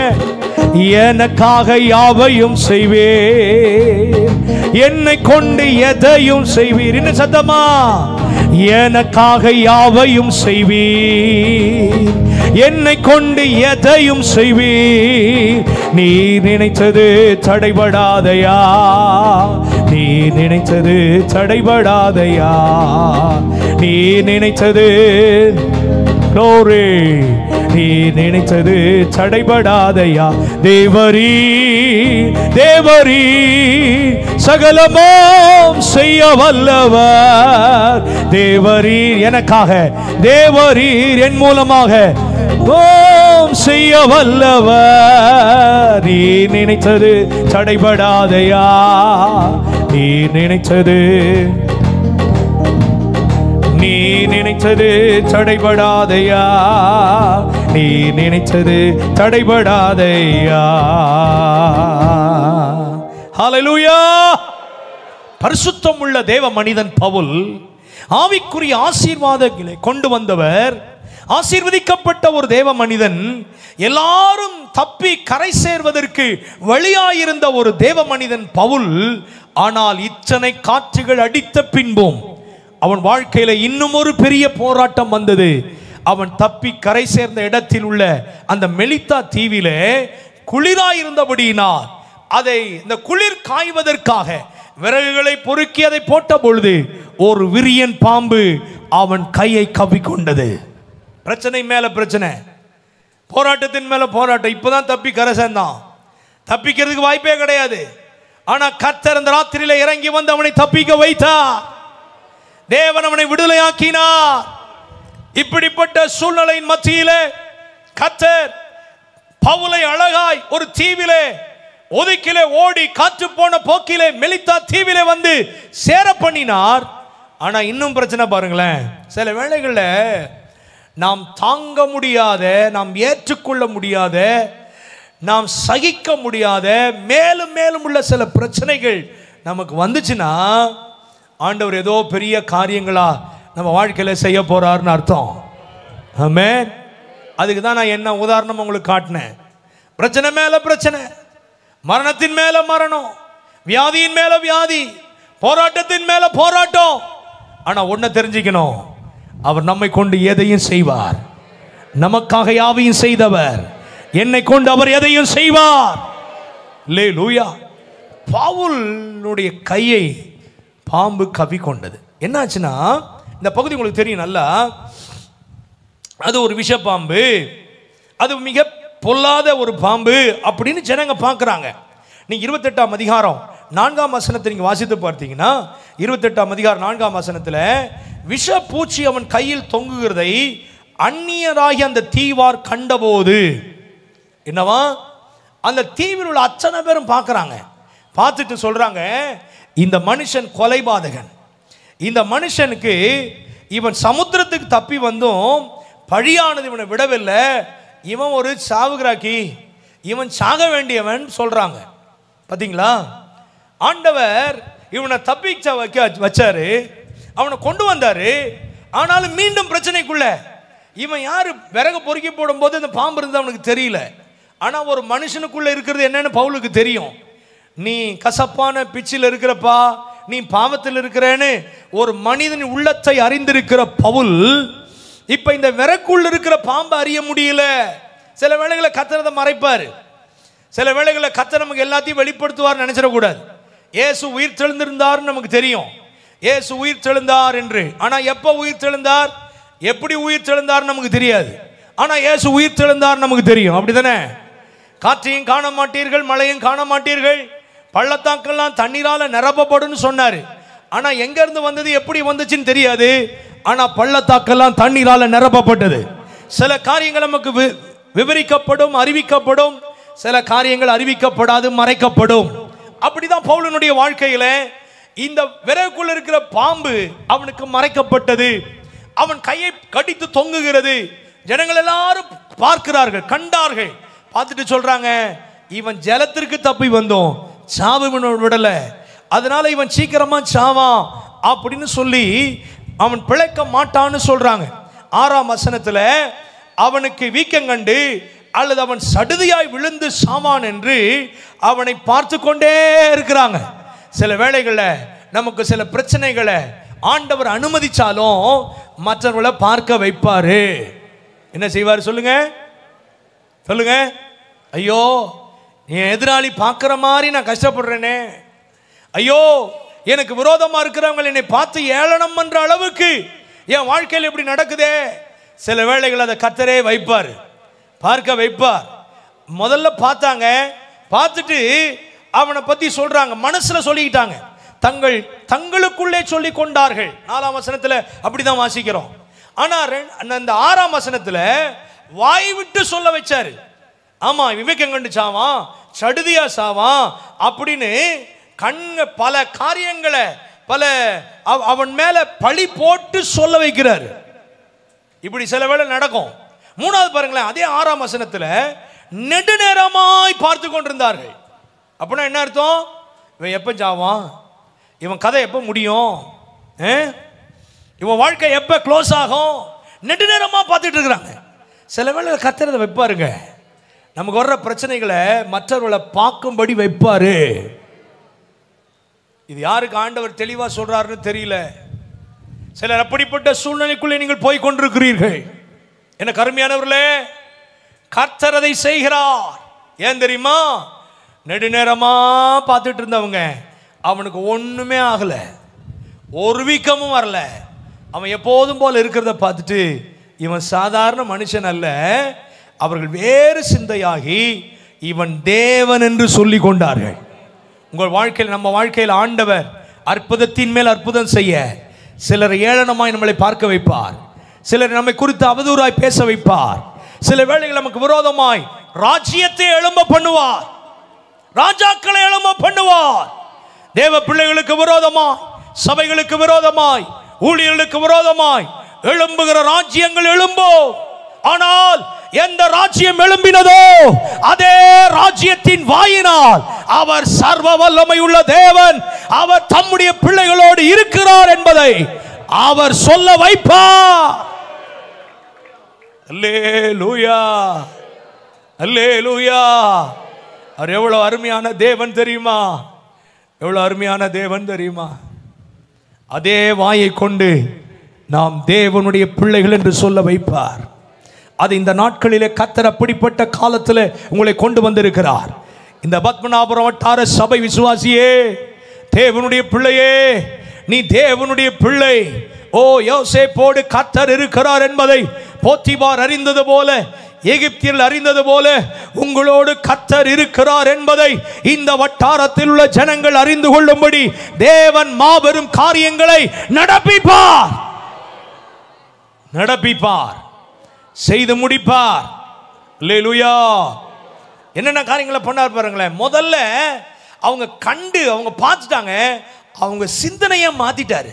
நான் உங்களுக்கு சொல்றேன், உங்க பகுதியில் உங்களுக்கு விரோதமா எழும்புகிற, உங்களுக்கு விரோதமா பேசின, உங்களை ஏளனமா நினைத்த அவர்களுடைய வார்த்தைகள், அவருடைய சிந்தனைகளையே கர்த்தர் மாற்றுகிற ஒரு காலம் இது. எத்தனை பேர் நம்புறீங்க? எத்தனை பேர் விசுவாசிக்கிறீங்க? அல்லேலூயா. உங்க குடும்பத்தில் உங்களை எதிர்க்கிறாங்களா? உங்களுக்கு விரோதமாக பேசுகிறாங்களா? உங்களுக்கு விரோதமாக பல காரியங்களை திட்டமிடுகிறாங்களா? அவர்களுடைய வாயே உங்களை புகழத்தக்கதாக, உங்களை ஆசீர்வதிக்கத்தக்கதாக, உங்களோடு கர்த்தர் இருக்கிறார் என்று சொல்லத்தக்கதாக கர்த்தர் அதை மாற்றுவார்.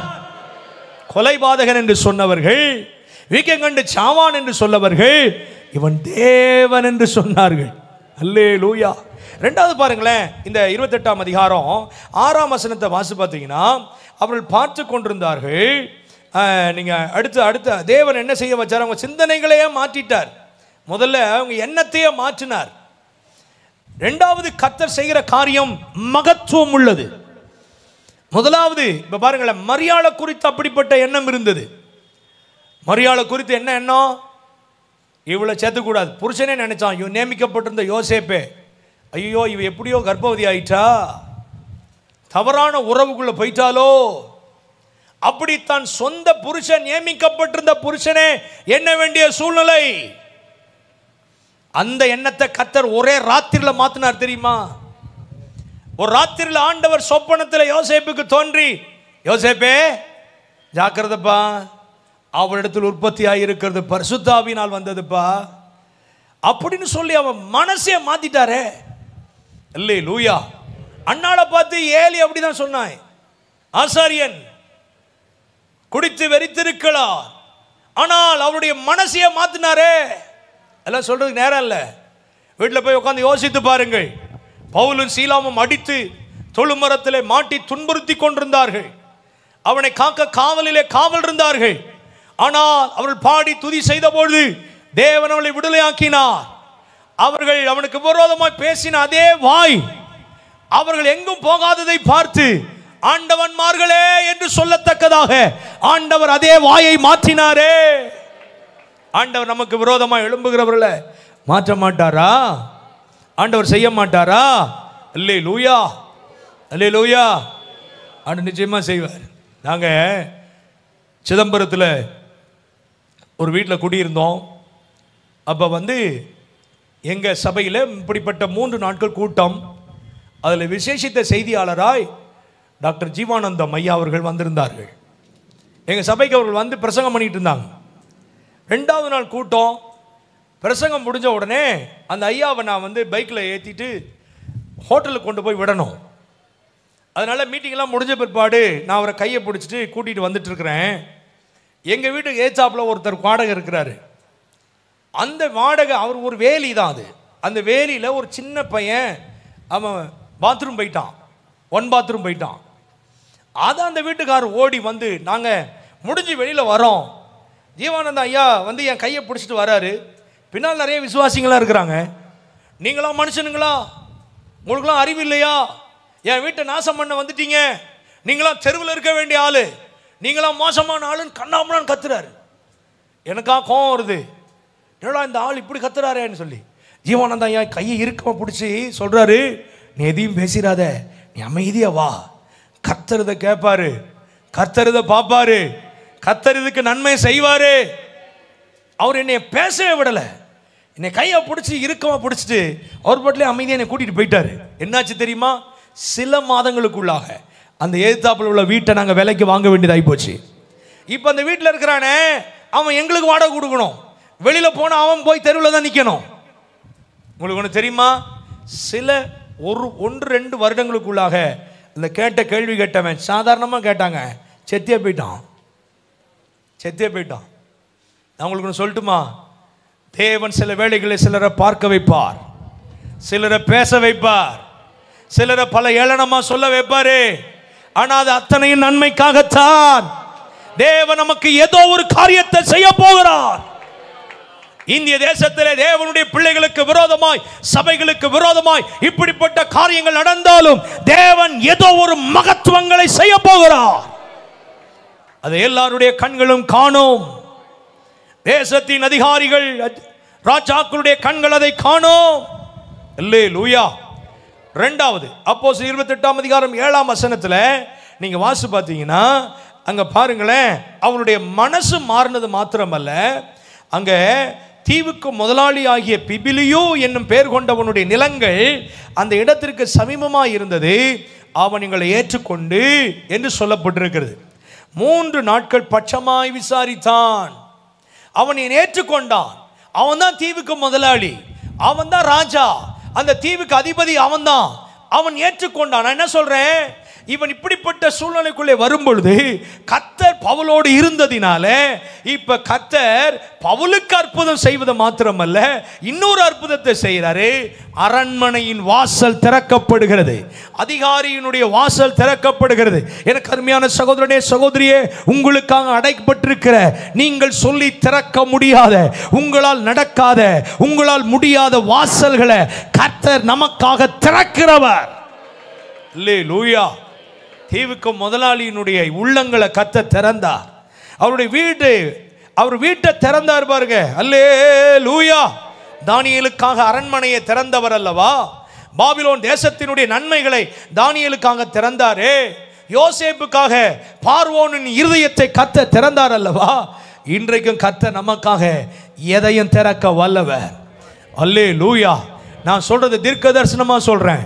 இந்திய தேசத்தில் கர்த்தர் அப்படிப்பட்ட ஒரு வாசலை திறக்க போகிறார். அல்லேலூயா. அரண்மனையின் வாசல் திறக்கப்படும். ராஜாக்களுடைய வாசல் திறக்கப்படும். ஆமா ஆமா. அல்லேலூயா. கைகளை தட்டி ஆண்டவருக்கு ஒரு நன்றி சொல்லுங்களேன். கர்த்தர் திறக்க வேண்டியதை திறப்பார். அது மட்டுமல்ல, 7ஆம் வசனத்தை நீங்க வாசி பார்த்தீங்கன்னா, அவர்கள் 3 நாள் பட்சமா விசாரித்தாங்க. அப்படின்னா என்ன அர்த்தம்? நல்ல சாப்பாடு கொடுத்தாங்கன்னு அர்த்தம். ஆங்கில வேதாகமத்தில் அப்படி வாசிக்கிறோம். 3 நாட்கள் நல்ல சாப்பாடு, அரண்மனை சாப்பாடு. கர்த்தருக்கு ஸ்தோத்திரம் உண்டாவதாக. விசாரிச்சாங்களாம். இவங்களே தப்பி பிழைச்சோன்ற நம்பிக்கை இல்லாம அவங்க வந்தவங்க, எத்தனையோ காற்றுகளின் மத்தியில் அடிபட்டு வந்தவங்க எல்லாவற்றையும் கடல்ல தூக்கி எறிஞ்சிட்டாங்க. சாப்பாட்டுக்கு வழி இல்லை, இனியும் பட்னி தானா அப்படின்னு யோசிக்கிற நேரத்தில் அரண்மனை வாசலை திறந்தது மாத்திரமல்ல, இங்க நல்லா விசாரிச்சாங்க. நல்ல சாப்பாடு கொடுத்தாங்க. ஒரு வீட்டுக்கு நம்ம போறோம்னு வச்சுக்கோங்களேன், சில வீட்டுக்கு போனால் தண்ணியை கொடுக்க மாட்டாங்க. ஆமாம், நம்ம வந்தாலும் கூட வராத பார்க்காத மாதிரியே இருப்பாங்க. சில வீட்டில் நான் பார்த்துருக்குறேன். சில வீட்டில் நான் ரொம்ப நோட் பண்ணுவேன். நான் போன உடனே தண்ணி கொடுக்குறாங்களா, விசாரிக்கிறாங்களா. உண்மையாலுமே ஒரு மனுஷன் மேலே அன்பு இருந்துச்சுன்னா, ஒரு விசாரிக்கிற மனம் இருந்துச்சுன்னா, முதல் 4 காரியம் நடக்கும். 1, அவங்கள பார்த்த உடனே ஒரு புன் சிரிப்பு வரும். என்ன வரும்? சிலர் போய் நீங்கள் பாருங்களேன், சிரிக்கவே மாட்டாங்க, இருப்பாங்க. எதுக்குடா வந்தேன்ற மாதிரி இருக்கும். எதுக்கு வந்த நீனு அப்படின்ற மாதிரியே இருப்பாங்க. தெரியுமா? ஒரு வீட்டுக்குள்ளே நீங்கள் போனீங்கன்னு வச்சவங்க சிரிக்கவே மாட்டாங்க. வாங்க சரி வந்துட்டிங்களா அப்படின்ட்டு போயிடுவாங்க. சிரிக்கவே மாட்டாங்க. உங்களை விசாரிக்கிறாங்க, உங்கள் மேலே அன்பு செலுத்துகிறாங்கன்னா முதல்ல என்ன செய்வாங்க? மகிழ்ச்சி வெளிப்படும். 2வது விசாரிப்பாங்க, நல்லா இருக்கீங்களா, அப்பா அம்மா நல்லா இருக்காங்களா, ஹெல்த் நல்லா இருக்கா, இப்படி என்ன செய்வாங்க? விசாரிப்பாங்க. 3வது மதிப்பு கொடுப்பாங்க. என்ன செய்வாங்க? மதிப்பாங்க. உட்காருங்க, சேர் எடுத்து போட்டு உட்கார வைப்பாங்க. சில பேர் வீட்டில் மதிக்கவே மாட்டாங்க. நீ வந்தாவா வராட்டினா போ. ஆமாம், சில பேர் வீட்டுக்குள்ளே போய் பாருங்க, நம்மளை உட்கார சொல்ல மாட்டாங்க, நம்மளுக்கு ஒரு காஃபி போட்டு தர மாட்டாங்க, மதிக்கவே மாட்டாங்க. நான் ஒரு நாள் ஒரு வீட்டுக்குள்ளே போகிறேன், கார் எடுத்துகிட்டு. எனக்கு தெரிஞ்ச வீடு தான், ஃப்ரெண்டு வீடு தான். அவங்க அந்த வாசப்பல்ல தான் உட்காந்துருக்குறாங்க. அவங்க வந்து கதவை திறக்க முடியும், ஏன்னா நான் காருக்குள்ளே உட்காந்துட்டு காரில் அந்த வீட்டுக்குள்ளே போகணும். அவங்க வந்து கதவை திறக்க முடியும், ஆனால் அவங்க வந்து கதவை திறக்கவே இல்லை. அவங்க பாட்டிலே சேரில் உட்காந்துட்டு நியூஸ் பேப்பர் வாசிட்டு இருந்தாங்க. நானாக காரை விட்டு இறங்கி திருப்பி கதவை திறந்து காரை உள்ளே விட்டு திருப்பி வந்து கதவை சாத்துறேன். நான் நினச்சிட்டேன் இவங்க எங்கேயோ உள்ளா இருக்காங்க போல் இருக்கு, தெரியல நினச்சிட்டு இருக்கேன். பக்கத்திலே வாசப்படியிலே உட்காந்து, நீ வந்தா என்ன, நீ கதவை சாத்தினா என்ன, நீ கதவை திறக்கலனா என்ன அப்படின்ட்டு உட்காந்து பார்த்துட்டு இருந்தாங்க பாருங்க. இன்னைய வரலாம் அது என் மனசில் காயமாயிட்டு. ஆனால் யாருன்னு சொல்ல முடியாது, சொல்லவும் கூடாது. ஆமாம், எனக்கு ரொம்ப காயமாயிட்டது. இன்னைய வரலாம் உங்களை பார்த்தா எனக்கு நல்ல அபிப்பிராயமே கிடையாது. ஏன் தெரியுமா? கொஞ்சம் கூட மனசாட்சி இல்லை. அவங்க வந்து அந்த கதவை திறந்து வைக்கலாம், அந்த கதவை திறக்க முடியும், திறக்கவே இல்லைங்க. திருப்பியும் வந்து மூடலை. அதான் நம்மளை ஒருத்தரை விசாரிக்கிறாங்கன்னா அவங்கள மதிப்பாங்க, அவங்கள உபசரிப்பாங்க. இப்படிப்பட்ட ஒரு மதிப்பும் உபசரிப்பும் இவனுக்கு பவுலுக்கு மாத்திரம் அல்லங்க. 276 பேர். நீங்க 37ஆம் வசனத்தை நீங்க வாசி பார்த்தீங்கன்னா, கப்பலிலே 276 பேர் இருந்தோம் அப்படின்னு சொல்லப்பட்டிருக்கு. பவுலுக்கு மாத்திரம் அரண்மனை வாசல் திறக்கப்படல, பவுலுக்கு மாத்திரம் சாப்பாடு கிடைக்கல. பவுலின் மூலம் 276 பேருக்கும் விசாரிப்பு கிடைத்தது, ஆசீர்வாதங்கள் கிடைத்தது. 4வது 8ஆம் வசனத்தில் இங்க பாருங்க என்ன நடந்துச்சுன்னா, பிபிலியுனுடைய தகப்பன் ஜுரத்தினால் இரத்த பேதியினால் வருத்தப்பட்டு கிடந்தான். பவுல் அவனிடத்திற்கு போய் ஜெபம் பண்ணி அவன் மேல் கைகளை வைத்து அவனை குணமாக்கினான். எந்த கையிலே விஷப்பாம்பு கடித்து தொங்கினதோ, எந்த கையிலே தொங்கப்பட்ட பொழுது இவன் வீக்கம் கண்டு சாவான் என்று சொன்னார்களோ, அதே விஷப்பாம்பு தொங்கின அதே கையினால குணமாக்குகிற வல்லமை தேவன் அவன் மூலம் வெளிப்படுத்தினார். இதற்காகத்தான் அவங்களை பார்க்க வச்சாரு. இதுக்காக தான் அவங்கள பார்க்க வச்சாரு. இந்த அற்புதத்தை அவங்க பார்க்கணும் என்பதற்காக தான் பார்க்க வச்சாரு. இதற்காகத்தான் அந்த விஷ பூச்சை கடிக்க வச்சாரு, அந்த பாம்பை கடிக்க வச்சாரு. சில வேளையில் நமக்கு வருகிற துன்பங்கள், நமக்கு வருகிற போராட்டங்கள், நமக்கு வருகிற கஷ்டங்கள் எல்லாம் இப்படிப்பட்ட நிலைமைக்குள்ளே நம்மை கொண்டு வருவதற்காகவே. எந்த கையினால பாம்பு கடித்து தொங்குனதோ அதே கையினால சுகமாக்குகிற வல்லமை, குணமாக்குகிற வல்லமை இந்த பவுலின் மூலம் வெளிப்பட்டது. அல்லேலூயா, அல்லேலூயா. கர்த்தருடைய நாமத்திற்கு மகிமை உண்டாவதாக. எனக்கு ஒரு பாஸ்டரை தெரியும், டேவிட் தியாகராஜன் பேர் அவருக்கு. சென்னையில் இப்போ ஒரு 3 மாதத்துக்கு முன்னாடி தான் அவர் இறந்தார். 85 வயசு அவருக்கு. அவர் யார் தெரியுமா? தஞ்சாவூரில் வேதநாயக சாஸ்திரியாருடைய சொந்தக்காரர். பயங்கர இந்து வெறியர்கள் இயேசுவுக்கு விரோதமாய் இருந்த ஒரு கூட்டத்தில் மத்தியிலே தேவன் அவர்களை தெரிந்து கொண்டார். அவர் ரட்சிக்கப்பட்டார், குடும்பமாய் ரட்சிக்கப்பட்டார். அதனால வீட்டை விட்டு துரத்தப்பட்டார், வீட்டை விட்டு வெளில வந்துட்டார். எனக்கு இயேசுனா வேணும். பெரிய பணக்காரங்க, படித்தவங்க. தஞ்சாவூரில் ஒரு ஸ்ட்ரீட்டே அவங்களோட தான். ஆனால் இயேசுவை ஏற்றுக்கொண்டதுனால துரத்தப்பட்டார், வெளியே வந்துட்டார். 4 பிள்ளைங்க, சின்ன சின்ன பிள்ளைங்க, எல்லாம் எங்கள் வயசு தான். நாங்களாம் ஒன்றா இருப்போம். 40 வருஷத்துக்கு முன்னால் எங்கள் வீட்டுக்கு வருவார். ரொம்ப நல்ல மனுஷன், தெய்வீகமான ஒரு மனிதர். அவர் தன்னுடைய அனுபவ சாட்சியை அவர் இறக்கிறதுக்கு 1 மாதத்துக்கு முன்பதாக உட்கார்ந்து நாங்கள் பேசிக்கொண்டிருந்த பொழுது அநேக அனுபவங்களை சொன்னார். அது எனக்கு இன்னும் பிரயோஜனமாக இருக்கிறது. அதில் ஒரு அனுபவம் என்ன தெரியுமா? ஒரு முறை இப்படி வீட்டை விட்டு வெளில வந்துட்டு சின்ன சின்ன பிள்ளைங்க, இப்போல்லாம் நிறைய இடத்துல கூப்பிடுவாங்க, நாங்கள் போய் ஊழியம் செய்வோம். இப்போ இன்னைக்கு 2 நாள் இங்கே கூப்பிட்டுருக்காங்க. காலையில் ஒரு சர்ச்சில் கூப்பிட்டுருக்குறாங்க, அடுத்த வாரத்தில் இன்னொரு இடத்துல பேசுகிறேன், அதுக்கடுத்த வாரத்தில் சென்னையில் பேசுகிறேன், அதுக்கடுத்த வாரத்தில் இன்னொரு இடத்துல கூப்பிட்டாங்க, நான் போய் பேசுகிறேன். போன மாதம்லாம் 5 ஸ்டேட்டு, ஒரே வாரத்தில் 5 ஸ்டேட்டுக்கு போயிருந்தேன். ஹிமாச்சல், டெல்லி, பஞ்சாப், ஹரியானா, பல ஸ்டேட்டுக்கு ஒரே வாரத்தில் போக ஆண்டவர் உதவி செஞ்சார். கூப்பிட்டாங்க, போனேன். ஆனால் அந்த காலத்தில் அப்படி கிடையாது. யாரும் கூப்பிட மாட்டாங்க, யாரும் காசு தர மாட்டாங்க, காணிக்கை தர மாட்டாங்க. ஆண்டவராக சொல்லுவார், இங்கே போ, இவரை போய் பாரு, இவங்களை போய் சந்தி, இவங்க இந்த சூழ்நிலையில் இருக்கிறாங்க. ஆண்டவராக சொல்லுவார். அதை கேட்டுட்டு போனாதான், அவங்களாம் ஏதாவது தந்தாதான்.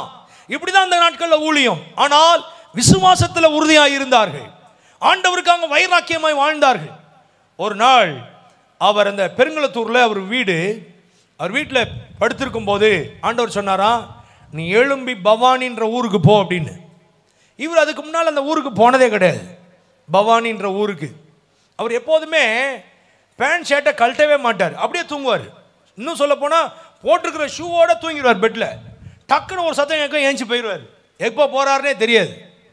ஆண்டவரோட பேசுகிற ஒரு நல்ல தேவ மனுஷன், உண்மையான மனுஷன் அவர். அவர்கிட்ட ஒரு சத்தம் கேட்குது, நீ எழுந்து பவானிக்கு போ.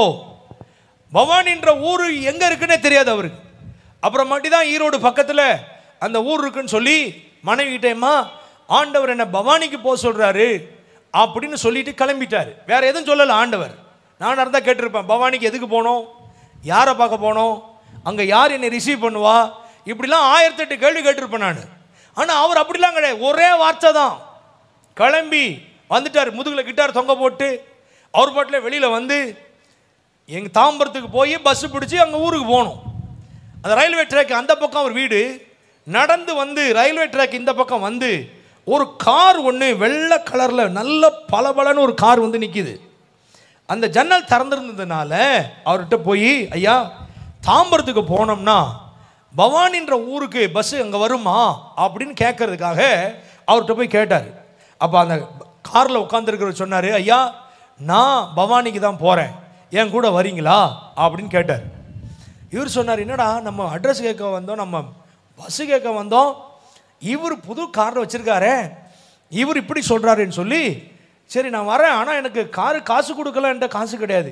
இல்லையா, எனக்கு காசெல்லாம் கொடுக்க வேணாம், நீங்கள் வாங்க, நம்ம ராத்திரி அது ஒரு 8 மணி 9 மணி அது அந்த நேரம், அதனால் நம்ம பேசிக்கிட்டே போவோம், காலையில் நான் உங்களை கொண்டு போய் அங்கே விட்டுறேன் அப்படின்னு சொன்னார். சரின்னு சொல்கிறாரே, காசு இல்லை வேணான்னு சொல்கிறாருன்னு சொல்லி கிட்டாரை எடுத்து பின்னால் வச்சுட்டு அவர் வந்து முன்னால் சீட்டில் உட்காந்து 2 பேரும் பேசிக்கிட்டே போகிறாங்க. பேசிக்கிட்டே காலையில் ஒரு 5 மணிக்கு பவானின்ற பஸ் ஸ்டாண்டு வந்தது. அவங்க டிரைவர் சொன்னார், ஐயா நீங்கள் வர்ற இடம் வந்துருச்சு, இங்கே இறங்குங்க அப்படின்னு சொன்னார். ரொம்ப தேங்க்ஸ்ப்பா அப்படின்னு சொல்லிட்டு இறங்கிட்டு கிட்டார் எடுத்து அந்த பக்கம் வந்து தேங்க்ஸ் சொல்லலான்னு கிட்டார் எடுத்து முதுகுல மாட்டிட்டு திரும்புறாரு. காரியம் காணும், அவரையும் காணும். என்னடா இப்போதானே ஒரு காரில் வந்தோம், இப்போதானே நம்மளை ஓட்டிட்டு ஒருத்தர் வந்தார், காரியம் காணும் அவரையும் காணுமே, ஏதோ நடக்குதுன்னு சொல்லிட்டு தோத்திரம் பண்ணிக்கிட்டே அங்கே நிற்கிறாரு. ஒரு சத்தம் கேட்குது, நீ நேராக போ, ரைட்டில் திரும்பு, இன்னும் நேராக போ அப்படின்னு ஒரு சத்தம் கேட்குது. அப்படி நேராக போயிட்டு ரைட்டில் திரும்பி நேராக போகிறாரு. அங்கே ஒரு சர்ச் இருக்குது, ஒரு கோயில், ஆண்டவருடைய கோயில் இருக்கு, ஆராதனை பண்ணுற இடம், ஒரு நல்ல ஒரு ஆலயம் இருக்குது. அந்த ஆலயம் காலையில் 5 மணிக்கு, அவர் யாருன்னு தெரியாது, எப்படி போய் எழுப்புறதுன்னு யோசிச்சுட்டே போகிறாரு. போனால் அந்த ஆலயத்தின் வெளியில் அந்த பாஸ்டரும் இன்னும் 4-5 பேரும் ரெடியாக பைக்கை வச்சுட்டு ரெடியாக நிற்கிறாங்க. என்னடா 5 மணிக்கு இந்த பாஸ்டரும் 4-5 பேரும் ரெடியாக இருக்கிறாங்களே அப்படின்னு சொல்லி அவர் அதை பார்த்துட்டு, ஐயா தோத்துறையா அப்படின்னு கிட்டாரை போட்டு சொன்னாரா. அப்புறம் அவரும் தோத்துறையா, நீங்கள் யார், நீங்கள் ஒரு ஊழியக்காரரா அப்படின்னு சொல்லி 2 பேரும் அறிமுகமாயிட்டாங்க. அறிமுகமாகி ஆண்டவர் நீங்கள் போக சொன்னார்னு, நீங்கள் எது காலையில் இங்கே கிளம்பி நிற்கிறீங்க அப்படின்னு அவர் கேட்டால், அந்த பாஸ்டர் சொல்கிறாரு, எங்கள் சபையில் 12வது படிக்கிற ஒரு பிள்ளை, அவர் கேன்சர் முத்தி போய் வியாதியில் மறிச்சிட்டார் நேற்று ராத்திரி. அதனால் அவங்க வீட்டில் எல்லாரும் ரொம்பவும் அழுதாங்க, எல்லாரும் துக்கத்தில் இருக்கிறாங்க. 12வது படிக்கிற பிள்ளை கேன்சரில் 4th ஸ்டேஜுக்கு வந்து இறந்துட்டா. அந்த அந்த அந்த தெருவே துக்கமாக இருக்குது, அந்த குடும்பமே வேதனைக்குள்ளே இருக்குது. அதனால் நாங்கள் போய் ஒரு ஜெபம் பண்ணி அவங்களுக்கு ஆறுதல் சொல்லிட்டு வரலான்னு காலையிலே சில விசுவாசிகளோட கிளம்பி போயிட்டு இருக்கிறேன், நீங்களும் வரீங்களா அப்படின்னு கேட்டார். நான் வரேனேன்னு சொல்லி கிட்டாரை தொங்க போட்டு போயிட்டார். தொங்க போட்டு அங்கே ஓன்னு அழுகுறாங்க எல்லாரும். குடும்பத்தாரெலாம் வந்திருக்கிறாங்க, தெருவுக்காரங்களாம் இருக்கிறாங்க, காலையிலே அழுகுறாங்க. ஐயோ இந்த மக எவ்வளோ அன்பாக இருந்தா, எவ்வளோ நல்ல பிள்ளை, வாலிப வயசில் இப்படி இறந்துட்டாளேன்னு சொல்லி ஒரே அழுவ. இந்த பாஸ்டருக்கு எப்படி அவங்கள ஆறுதல் படுத்துன்னு தெரில. போய் அவங்கள்ட்ட கவலைப்படாதீங்க, ஆண்டவரே இவ்வளோ மோட்சத்தில் இருப்பா, இவ்வளோ போய் சந்திப்போம், நீங்கள் நாம் கவலைப்படாதீங்க, சோர்ந்து போகாதீங்க, ஆண்டவர் உங்களை ஆறுதல் படுத்துவார், அது இதுன்னு சொல்லி இப்போ ஒரு பிரசங்கத்தை பண்ணி இப்போ சொன்னார். கடைசியில் நம்ம மத்தியில் ஒரு ஊழியக்காரர் வந்திருக்கிறாரு, அவர் உங்கள் ஆறுதலுக்காக ஜெபம் பண்ணுவார்னு சொன்னார். இவர் என்ன பண்ணார் தெரியுமா, எழும்பி நின்று கிட்டாரை எடுத்து தோளில் மாட்டிக்கிட்டு அவர் பாட்டு பாட ஆரம்பித்தார். மரண பள்ளத்தாக்கில் நான் நடந்த வேளைகளில் கர்த்தரே என்னோடு இருந்தே தேற்றினார் கோலி பாத்திரம் நிரம்பி வழிய ஆவியால் அபிஷேகித்தார். பாத்திரம் நிரம்பி வழிய ஆவியால் அபிஷேகித்தார். அஞ்சிடே அஞ்சிடே என் இயேசு என்னோடிருப்பதா. அஞ்சிடே அஞ்சிடே என் இயேசு என்னோடிருப்பதா. அப்படியே பாட்டு பாடிக்கிட்டே இருந்தார் பாருங்க. ஒரு பாட்டு 2 பாட்டு திடீர்னு பாடிக்கிட்டு இருந்தவர் கண்ணை திறந்து பார்த்தா இந்த மரிச்சு போன அந்த பிள்ளை எழுந்து உட்கார்ந்துருக்கிறா. எனக்கு ஒன்றும் புரியல. எல்லாரும் அழுதுட்டு இருந்தவங்க எல்லாம் பார்க்குறாங்க, என்னடா பிள்ளை மரிச்சு போனவ அடக்கம் பண்ணுறதுக்குள்ள தூக்கி வச்சிருந்தோம், எழுந்து உட்கார்ந்தவ கட்டில் விட்டு கீழே இறங்கிட்டா. நேராக இவர் கிட்டாரை வச்சுட்டு அந்த பிள்ளை மேலே போய் தலையில் கையை வச்சு, மகளே கர்த்தருடைய ஜீவன் உனக்குள்ளே வந்திருக்கிறது, கர்த்தர் உன்னை ஆசீர்வதிப்பார், நீ மென்மேலும் படிப்பாய், உனக்கு ஒரு நல்ல திருமணம் நடக்கும், உனக்கு கர்த்தர் 3 பிள்ளைகளை கொடுப்பா, உன் எதிர்காலம் ஆசீர்வாதமா இருக்கும். தீர்க்கதரிசனம் சொல்ல ஆரம்பிச்சாரு. அதை போலவே அந்த பிள்ளையை கர்த்தர் பரிபூர்ணமாய் சுகமாக்கினார். ஆஸ்பத்திரியில் போய் செக் பண்ணும்போது நோ கேன்சர், நோ கேன்சர். அந்த பிள்ளை நல்லா படிச்சா, அவளுக்கு ஒரு திருமணமாச்சு, கர்த்தர் அவளுக்கு 3 பிள்ளைகளை கொடுத்தார். இன்றைக்கும் சென்னையில் அண்ணா நகர்ல ஆண்டவருக்காக சாட்சியாய் வாழ்ந்து கொண்டிருக்கிறார்கள். எனக்கு அருமையான தேவ ஜனமே, எந்த கையினால் பாம்பு கடித்து தொங்கி வேதனைக்குள் இருந்தாரோ அதே கையினால கர்த்தர் பவுலின் மூலம் அந்த தலைவனுடைய குடும்பத்தில் அற்புதங்களை நடப்பித்தார். அல்லேலூயா. 9ஆம் வசனத்தில் இங்கு வாசித்து பார்த்தால் அப்போஸ்தலர் 28ஆம் அதிகாரம் 9ஆம் வசனத்தில் இது நடந்த பின்பு தீவில இருந்த மற்ற வியாதிக்காரர் வந்து குணமாக்கப்பட்டார்கள். அல்லேலூயா. முதல்ல இவர் போய் கையை வச்சு சுகமாக்குனாரு. ரெண்டாவது இவரை தேடி ஜனங்கள் வரும்படி ஆண்டவரே அதிசயமா அற்புதமா மாத்திட்டாரு. இந்த நாட்களில் கர்த்தர் உங்களை அப்படிதான் மாற்ற போறாரு. சபையே, உங்களை தேடி வருகிற காலம். தேவ பிள்ளையே, உங்களை ஏளனமா பார்க்கிறவர்கள் உங்களை தேடி வருகிற காலம். உங்களுக்கு விரோதமாய் பேசினவர்கள் உங்களை தேடி வருகிற காலம். தீவில் உள்ள அத்தனை பேர் பவுலை தேடி வந்து சுகமானார்கள். அந்த தீவில சுகமாக்கப்படாத வியாதி உள்ளவர்கள் ஒருவரும் இல்லை என்று சொல்லுகிற விதத்தில் தேவன் அற்புதங்களை நடப்பித்தார். அல்லேலூயா, அல்லேலூயா. இன்றைக்கு கர்த்தர் அப்படிப்பட்ட அற்புதங்களை செய்ய வல்லவர். உன் வெளிச்சத்திற்கு ராஜாக்கள் வருவார்கள். ஒதுக்கிற உன் வழிநடத்திற்கு ஜாதிகள் வருவார்கள். 10ஆம் வசனத்தை நீங்க வாசி பார்த்தீங்கன்னா அங்க பாருங்களேன். இதை மட்டும் வேகமா சொல்லி முடிச்சிடுறேன். ரெண்டே காரியம். 10ஆம் வசனத்தில் அவர்கள் எங்களுக்கு அநேக மரியாதை செய்து நாங்கள் கப்பல் ஏறி போகிற போது எங்களுக்கு தேவையானவைகளை ஏற்றினார்களாம். என்ன செஞ்சாங்க? அவங்க தான் எல்லாத்தையும் கப்பலில் தூக்கி எறிஞ்சிட்டாங்க. எல்லாம் படகெல்லாம் உடஞ்சிடுச்சின்னு உடனே எல்லாத்தையும் தூக்கி எறிஞ்சிட்டு வெறும் ஆளாயிட்டாங்க. இப்போ என்ன ஆச்சுன்னா அவங்களுக்கு தேவையான எல்லாமே 276 பேர் அவங்க ரோமாபுரிக்கு போகிற வரையிலும் அவங்களுக்கு என்னென்ன தேவையோ எல்லா தேவைகளையும் அல்லேலூயா ஆண்டவர் அவர்கள் எல்லாருடைய தேவைகளை சந்திக்க வைத்தார். அல்லேலூயா. அது மாத்திரமல்ல, 11ஆம் வசனத்தை நீங்க வாசி பார்த்தீங்கன்னா 3 மாதம் சென்ற பின்பு அந்த தீவிலே மழைக்காலத்திற்கு தங்கியிருந்த மிதுனம் என்னும் அடையாளமுடைய அலெக்சாந்திரியா பட்டணத்து கப்பலிலே நாங்கள் ஏறி புறப்பட்டு வந்தோம். இவங்க வர்றதுக்கு 3 மாசத்துக்கு முன்னாலேயே கர்த்தர் அந்த கப்பல் அந்த அலையில ஒரு கப்பலை இங்க ஒதுக்கும்படி வச்சிருந்தார். மிதுனம் என்கிற கப்பல். இவங்க வர்றதுக்கு 3 மாசத்துக்கு முன்னாலேயே இவங்க இந்த பவுல் வருவாரு, பவுலோட 276 பேர் வருவாங்கன்னு சொல்லி இவங்களுடைய தேவைகளை சந்திக்கணும், இவங்க ரோமாபுரிக்கு போய் சேரணும் என்று சொல்லி 3 மாதத்திற்கு முன்பதாகவே கர்த்தர் ஒரு கப்பலை அங்கே ஆயத்தம் பண்ணி வைத்திருந்தார். நம்முடைய தேவன் யார்? நாளைய தேவைகளை நாளைக்கு சந்திக்கிறவர் அல்ல, நாளைய தேவைகளை நேற்றைய சந்திக்கிறவர் அவர். அல்லேலூயா. நாளைய தேவைகளை சொல்லுங்க, நாளைக்கு தான் சந்திப்பார் நினைக்காதீங்க. நமக்கு என்னது தேவையை ஏற்கனவே அவர் சந்தித்து வைத்திருக்கிறார். நன்மைகளை வைத்திருக்கிறார். நம்மை அற்புதங்களாய் அடையாளங்களாய் மாற்றுவார். நமக்கு அற்புதத்தின் மேல் அற்புதம் செய்வார். அதே தேவன் இன்றைக்கும் மாறாதவராய் இருக்கிறார். உங்கள் வாழ்க்கையில இப்படிப்பட்ட அற்புதங்களை அவர் செய்ய வல்லவராய் இருக்கிறார். எழும்பி நிற்போமா? ஆண்டவரிடத்தில் வாயை திறந்து ஜெபிக்க போகிறோம். இன்றைக்கும் கர்த்தர் அதே தேவன், இன்றைக்கும் ஜீவனுள்ள தேவன், இன்றைக்கு அற்புதங்களை செய்கிற தேவன். எல்லாரும் எழும்பி நிற்போம். எல்லாரும் எழும்பி நின்று வாய்களை திறந்து, பவுலுக்கு அற்புதம் செய்தவர் மாத்திரமல்ல, பவுலையே அற்புதமாய் அடையாளங்களாய் மாற்றினவர். இன்றைக்கு உங்களுக்கு செய்ய வேண்டிய காரியங்களையும் அவர் செய்து உங்களையே அற்புதங்களாய் அடையாளங்களாய் ஆண்டவர் மாற்றுவார்.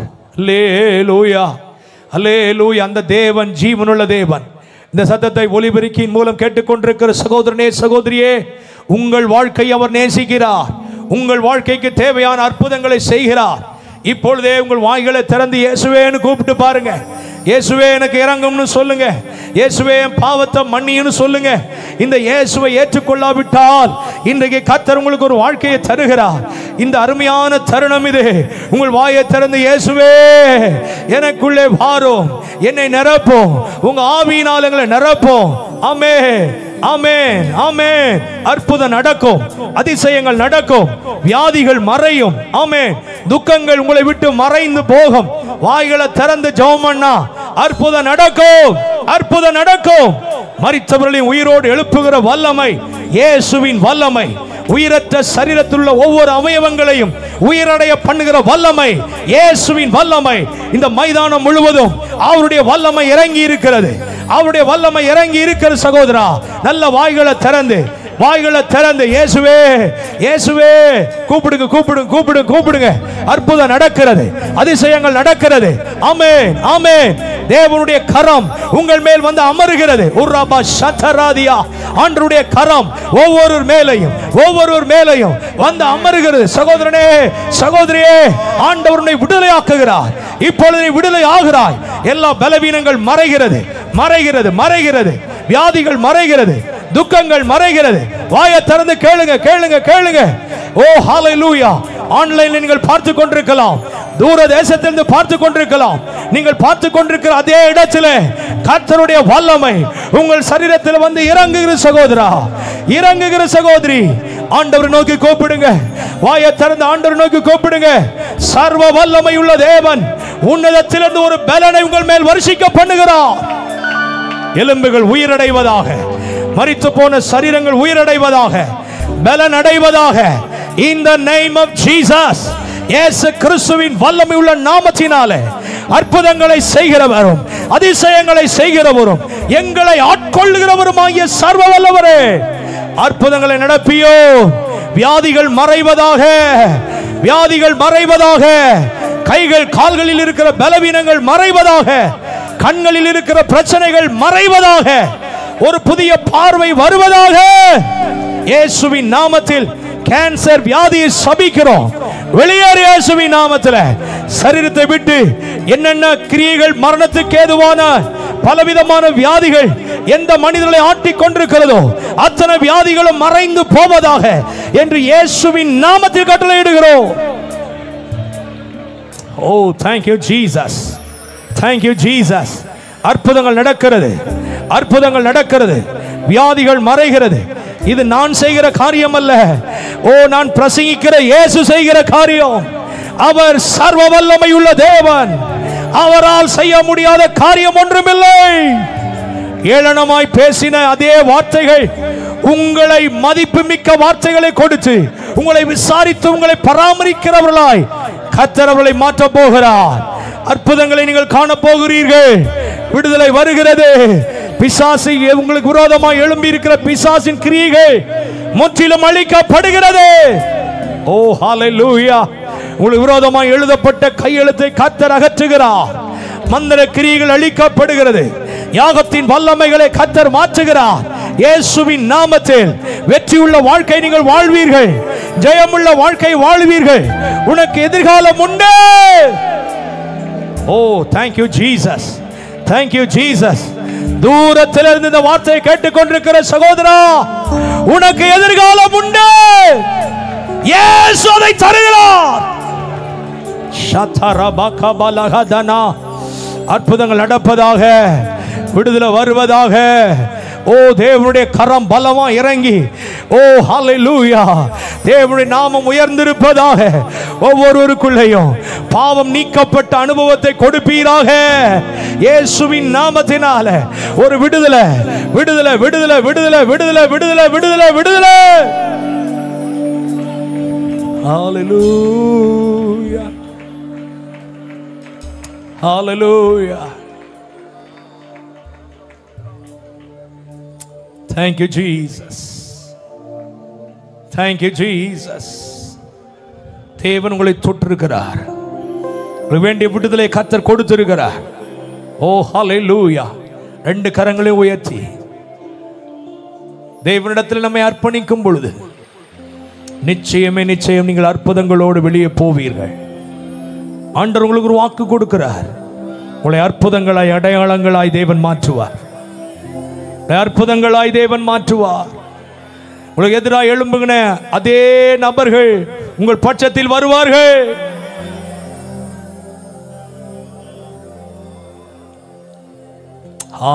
ஹalleluya, ஹalleluya, ஹalleluya,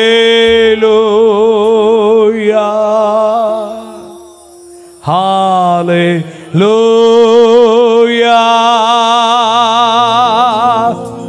hallelujah,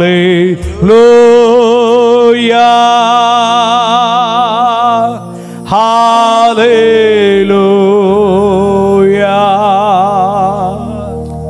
hallelujah,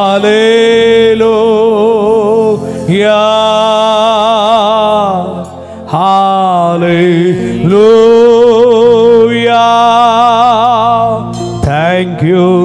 Jesus.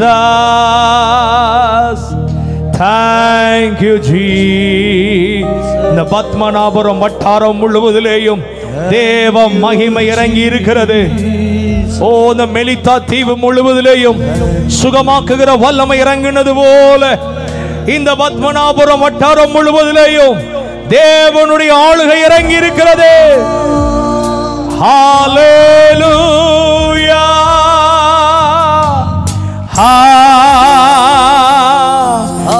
ஹalleluya,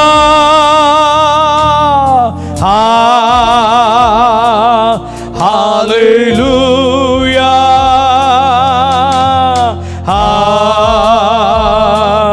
ஹalleluya.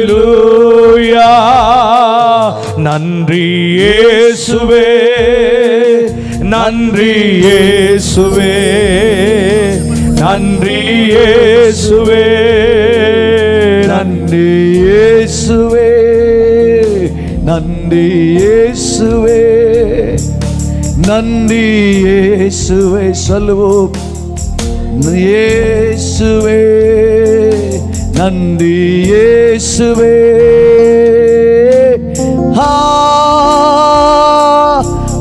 ஹalleluya. ரெண்டு கரங்களை உயர்த்தி ஹalleluya, ஆமென், ஹalleluya,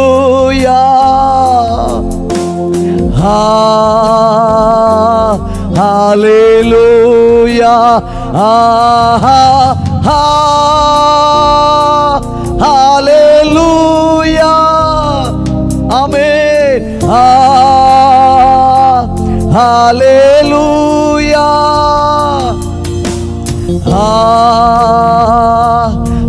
ஹalleluya,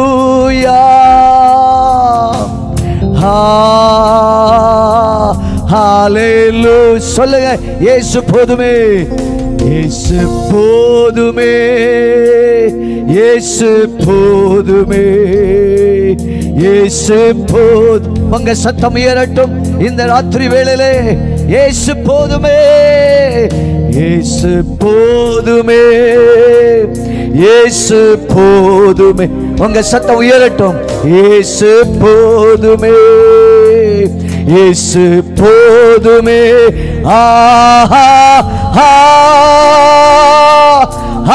ஹalleluya. பாடும்போது ஒரு அற்புதம். ஹalleluya, இயேசுவே.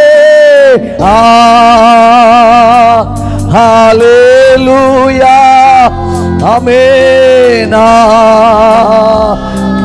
ஹalleluya,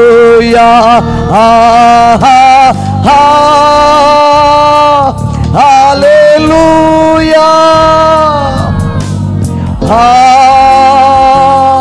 ஹalleluya.